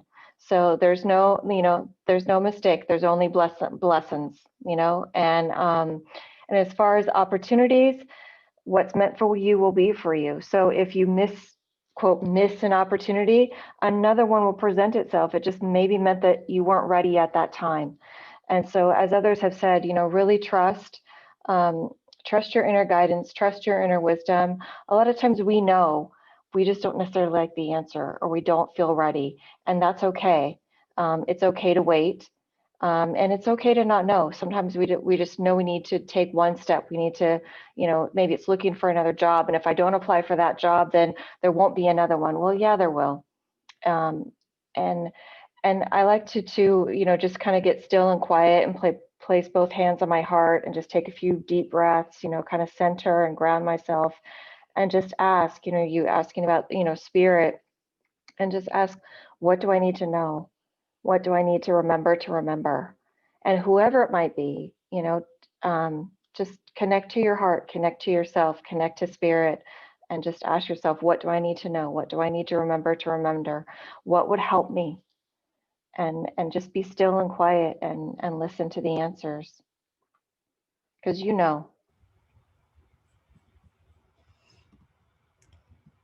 Great. Practitioners, anything else that you want to share? Or I'll share a little bit. Yeah, so Desiree, so like a simpler way maybe I can say, it's the same thing that others are talking about too. I was thinking about how like there are ways that your third eye and your crown chakra are competing against each other. Like your third eye knows to or your crown chakra knows to trust, and your third eye is second guessing. So trying too hard to think about it and figure it out. So for me, the talents that you have that I'm referring to are priest, priestess, and scholar. So these are talents in your eyes. Priest, priestess is about inspiration, vision, passion, motivation. It's naturally the most intuitive. Scholar is about absorbing information to build knowledge and share knowledge, and it grows to be intuitive. But scholar gets in its way of second guessing itself and doubting its intuition. So it also doubts the intuition of your priest, priestess. The other thing too is that in the lessons of the priest, priestess, they start off very attached. Like they'll get a sense of something and grasp on, and it gets too rigid and fixated, and they're not open enough to flow with what is the intuitive thing. So it just feels like your opinion and your like projections are getting in the way of the intuition and the vision too. And it's a little bit of a dance, right? Because you are where you are in your lessons, your blessings, and or blessings, and right, blessings. And there's like a relaxing and a trusting and an asking that what really wants your attention will kind of float like in a way to the surface so that you can be aware of what that is. So it's being loose and spacious is the way that you'll know. And sometimes it's subtle. So those are two of your talents and some of your lessons that are here. And you asked a bit about what are the big opportunities for you, or like what is the greatest and highest potential for this upcoming year. So let me speak to the greatest and the highest potential of your talents. You have the capacity to be a teacher, a mentor, in whatever area you're interested in. It might be something that has to do with this field and the panel that you're here about, just in the field of intuition. But it could also have to do with coaching people or mentoring people, or in business, managing and coaching people. It's, leading people. You have wisdom that comes through you and you naturally connect with people. And so the potential this year is taking steps towards whatever the natural expression is of that for you. And it might happen in several areas of your life. It might happen in a very practical way in the work that you're doing in the world while you're exploring and expanding these other places and other ways that you'll share in the future. Does that make some sense? It does. In the work sense, I do work at a school. I do like that type of work. So I do see that as being a thing. And yeah, I would agree that's a talent of mine. But yes, it all makes sense. With the messages. Yeah, I hear it all the time. And even like as a child, I like really believe like I used to like hear spirit or like see spirit, and I was so scared that like it just like it's like blocked right now, and I'm like feeling it again in a sense, but it's like anxiety now always. I'm like, I just need to like meditate and like, I don't know. I know like there's a lot like within me, and like the highest potential time period, but like it's also like gotta figure it out block. Part of what you can do is like declare to the universe, make a statement for yourself that only send to me, I'm only going to allow in what's of service to me, what I can integrate right now. You can choose to let it in a way that it's not too much. It doesn't mean that you're blocking or shutting down. There's a way of being friendly with yourself that's so okay. And so maybe an opportunity too is some of the places in your life, like with the way that you're teaching, you're in a system that's constrained in the way it's constrained. And there might be some ways that you let yourself be a little more fluid and a little more playful and a little more flexible in the ways that you can. Mm-hmm. Not necessarily that you're pushing up against boundaries or having to break boundaries, but you're finding ways that you can listen to yourself more than you have. And some of what's coming in for you might be part of that, might be giving you some suggestions and ideas of helping you listen to yourself, of the ways that you already see that you could to open and play. And you can also ask these messages to come in, this awareness to come in a way that, I think continue. If you say that it's of service to you and that you have space to be with, you can ask that they come in at particular times and not other times. You're able to ask for all those things. And I don't know if you can see other people, but other people are nodding too. Yeah. I'm taking notes as well. It's great. I was able to get one of the I was able to get one of the recordings uploaded from my house like a couple days ago. So I'll see if I can get more of these uploaded quickly. So I can get this one uploaded tomorrow. If you want to listen to it again.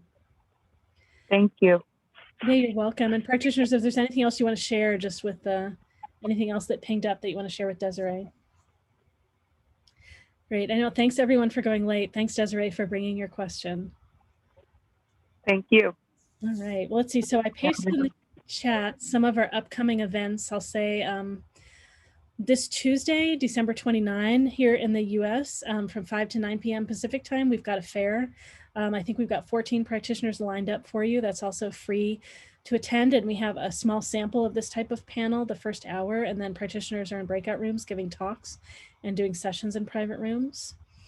And we've got lots of other upcoming events. Some of the panels we have on Saturday, January 2, we have an energy forecast for the new year.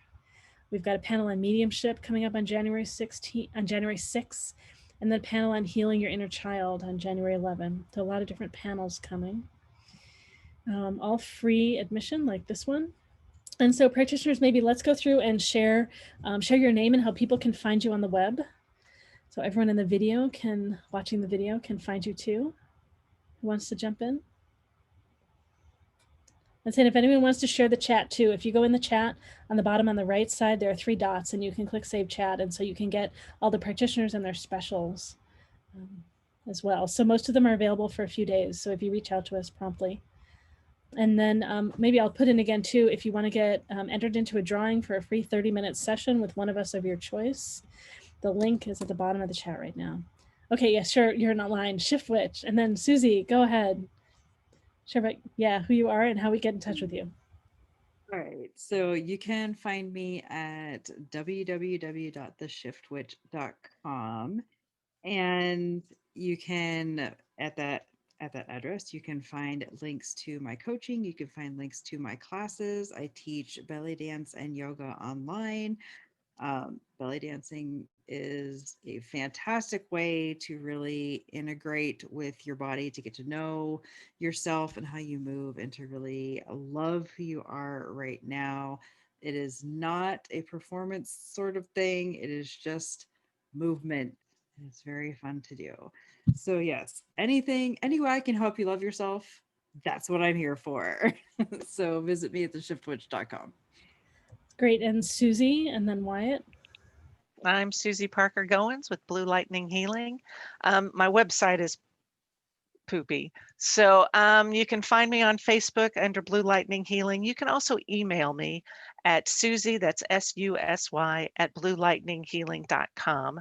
And I am a channel, so my ego steps aside and divine can come through and talk to you. So you can have a conversation, a face-to-face thing. We put a voice to it. We put a face to it. So you can ask the questions a lot like what we did here and gain insight and perspective and tools and techniques. I also have a podcast called Blue Lightning Healing Meditations, and I upload on Thursdays and Mondays, and that's on Spotify and Amazon Music and about 8 other platforms, including Anchor.fm. Thanks so much for such an awesome group. I appreciate all the practitioners being able to say the things I wanted to say so well. And and this is a great group. So thank you so much, you all, for being here. Thanks, Susie. All right, Wyatt, and then Susan. Hi, I'm Wyatt. I am a shamanism practitioner and spiritual life coach with the Wildwood Hollow. I blend the ancient and the modern practices to be able to help you, my client, move forward or begin your path of healing. You can find me at thewildwoodhollow.com. Make sure you put the THE in front of that, because if you do wildwoodhollow.com, it'll take you to a realty website over in East Coast somewhere, so don't do that. Yeah, thank you guys for being here, and it was fun. It was long, but it was fun. Great. Susan. I'm Susan Watkins with Inspired Life Essential Wellness, and I'm a Reiki master and intuitive reader, as well as a sound healer. And my website also is under construction. I like to say it that way. It's under construction. And reconstruction. And but you can find me on Facebook as well as Instagram and Inspired Life Essential Wellness, as well as on YouTube as well. I've got some samples there, some guided meditations and sound healings. I also teach yoga as well. So you can email me as well at inspiredlife.service@gmail.com. And then my phone number to contact me has also been put below too. So I look forward to seeing you all again in another fair or sometime, someplace. And it's really been a pleasure to spend the evening with you. So thank you so much for being here. Oh, you're welcome. Thanks so much. All right. And then Donna. You can reach me, or first of all, I have a website. It's www.drdonnaac.com, but you can reach me better with email at dr.dlsauer@gmail.com. And I do readings for animals. I talk to animals both in the physical and those that have crossed over to the spiritual. I do energy healing, and also I can talk with your pet about their divine purpose in life and why they're with you. So I really enjoyed this evening. I learned a lot from all the other practitioners, a lot. It's really interesting. And also a lot of the clients had such wonderful insight. So I hope to see you all again at a new fair and come back and share. Great. And I'm Lorelei Shamayo. I'm an intuitive eye reader, a body psychology coach, and I run all these events. You can find more about me online at loreleishamayo.com. That's LaureliShimayo.com. And Galactic Ashley evidently has not shared yet. Galactic Ashley, jump in. Hi, I am Galactic Ashley, and I channel divine guidance for star seeds, connecting them to their star families and galactic lineages. I use light language frequencies and work with your cosmic connections to facilitate high frequency healing transmissions and encoded activations. You can get a hold of me on Instagram at Galactic Ashley or Facebook at Get Your Galactic Groove On, or my website is galacticashley.com, or you can just type in Galactic Ashley and I will come up. And then for those of you, since this is a crystal thing, Wyatt and I have the Crystal Skull Council, and we will be launching our website in January. And then we also have an hour talk called the Ascension Talks with the Crystal Skulls at the free MeWe Fair on Tuesday. And then I'll also be doing a light language transmission for an hour that day. And I posted something about Susie and I because we did a Hindsight is 2020. And so you can link to that. And we also have a 2021 special thing coming up where we're going to channel together again, and it will be awesome on January 16th. And so everybody here is so amazing, and I just love the MeWe fairs. And so thank you very much, Lorelei. You are so welcome. Great doing all this together. Thank you everyone for being here, holding the space together, being here for all of these questions, and helping move us all energetically forward. So thanks everyone. And more events for us you can see at mewefairs.com, MEWEFAIRS.com. Bye everyone. Thank you. Yay. All right.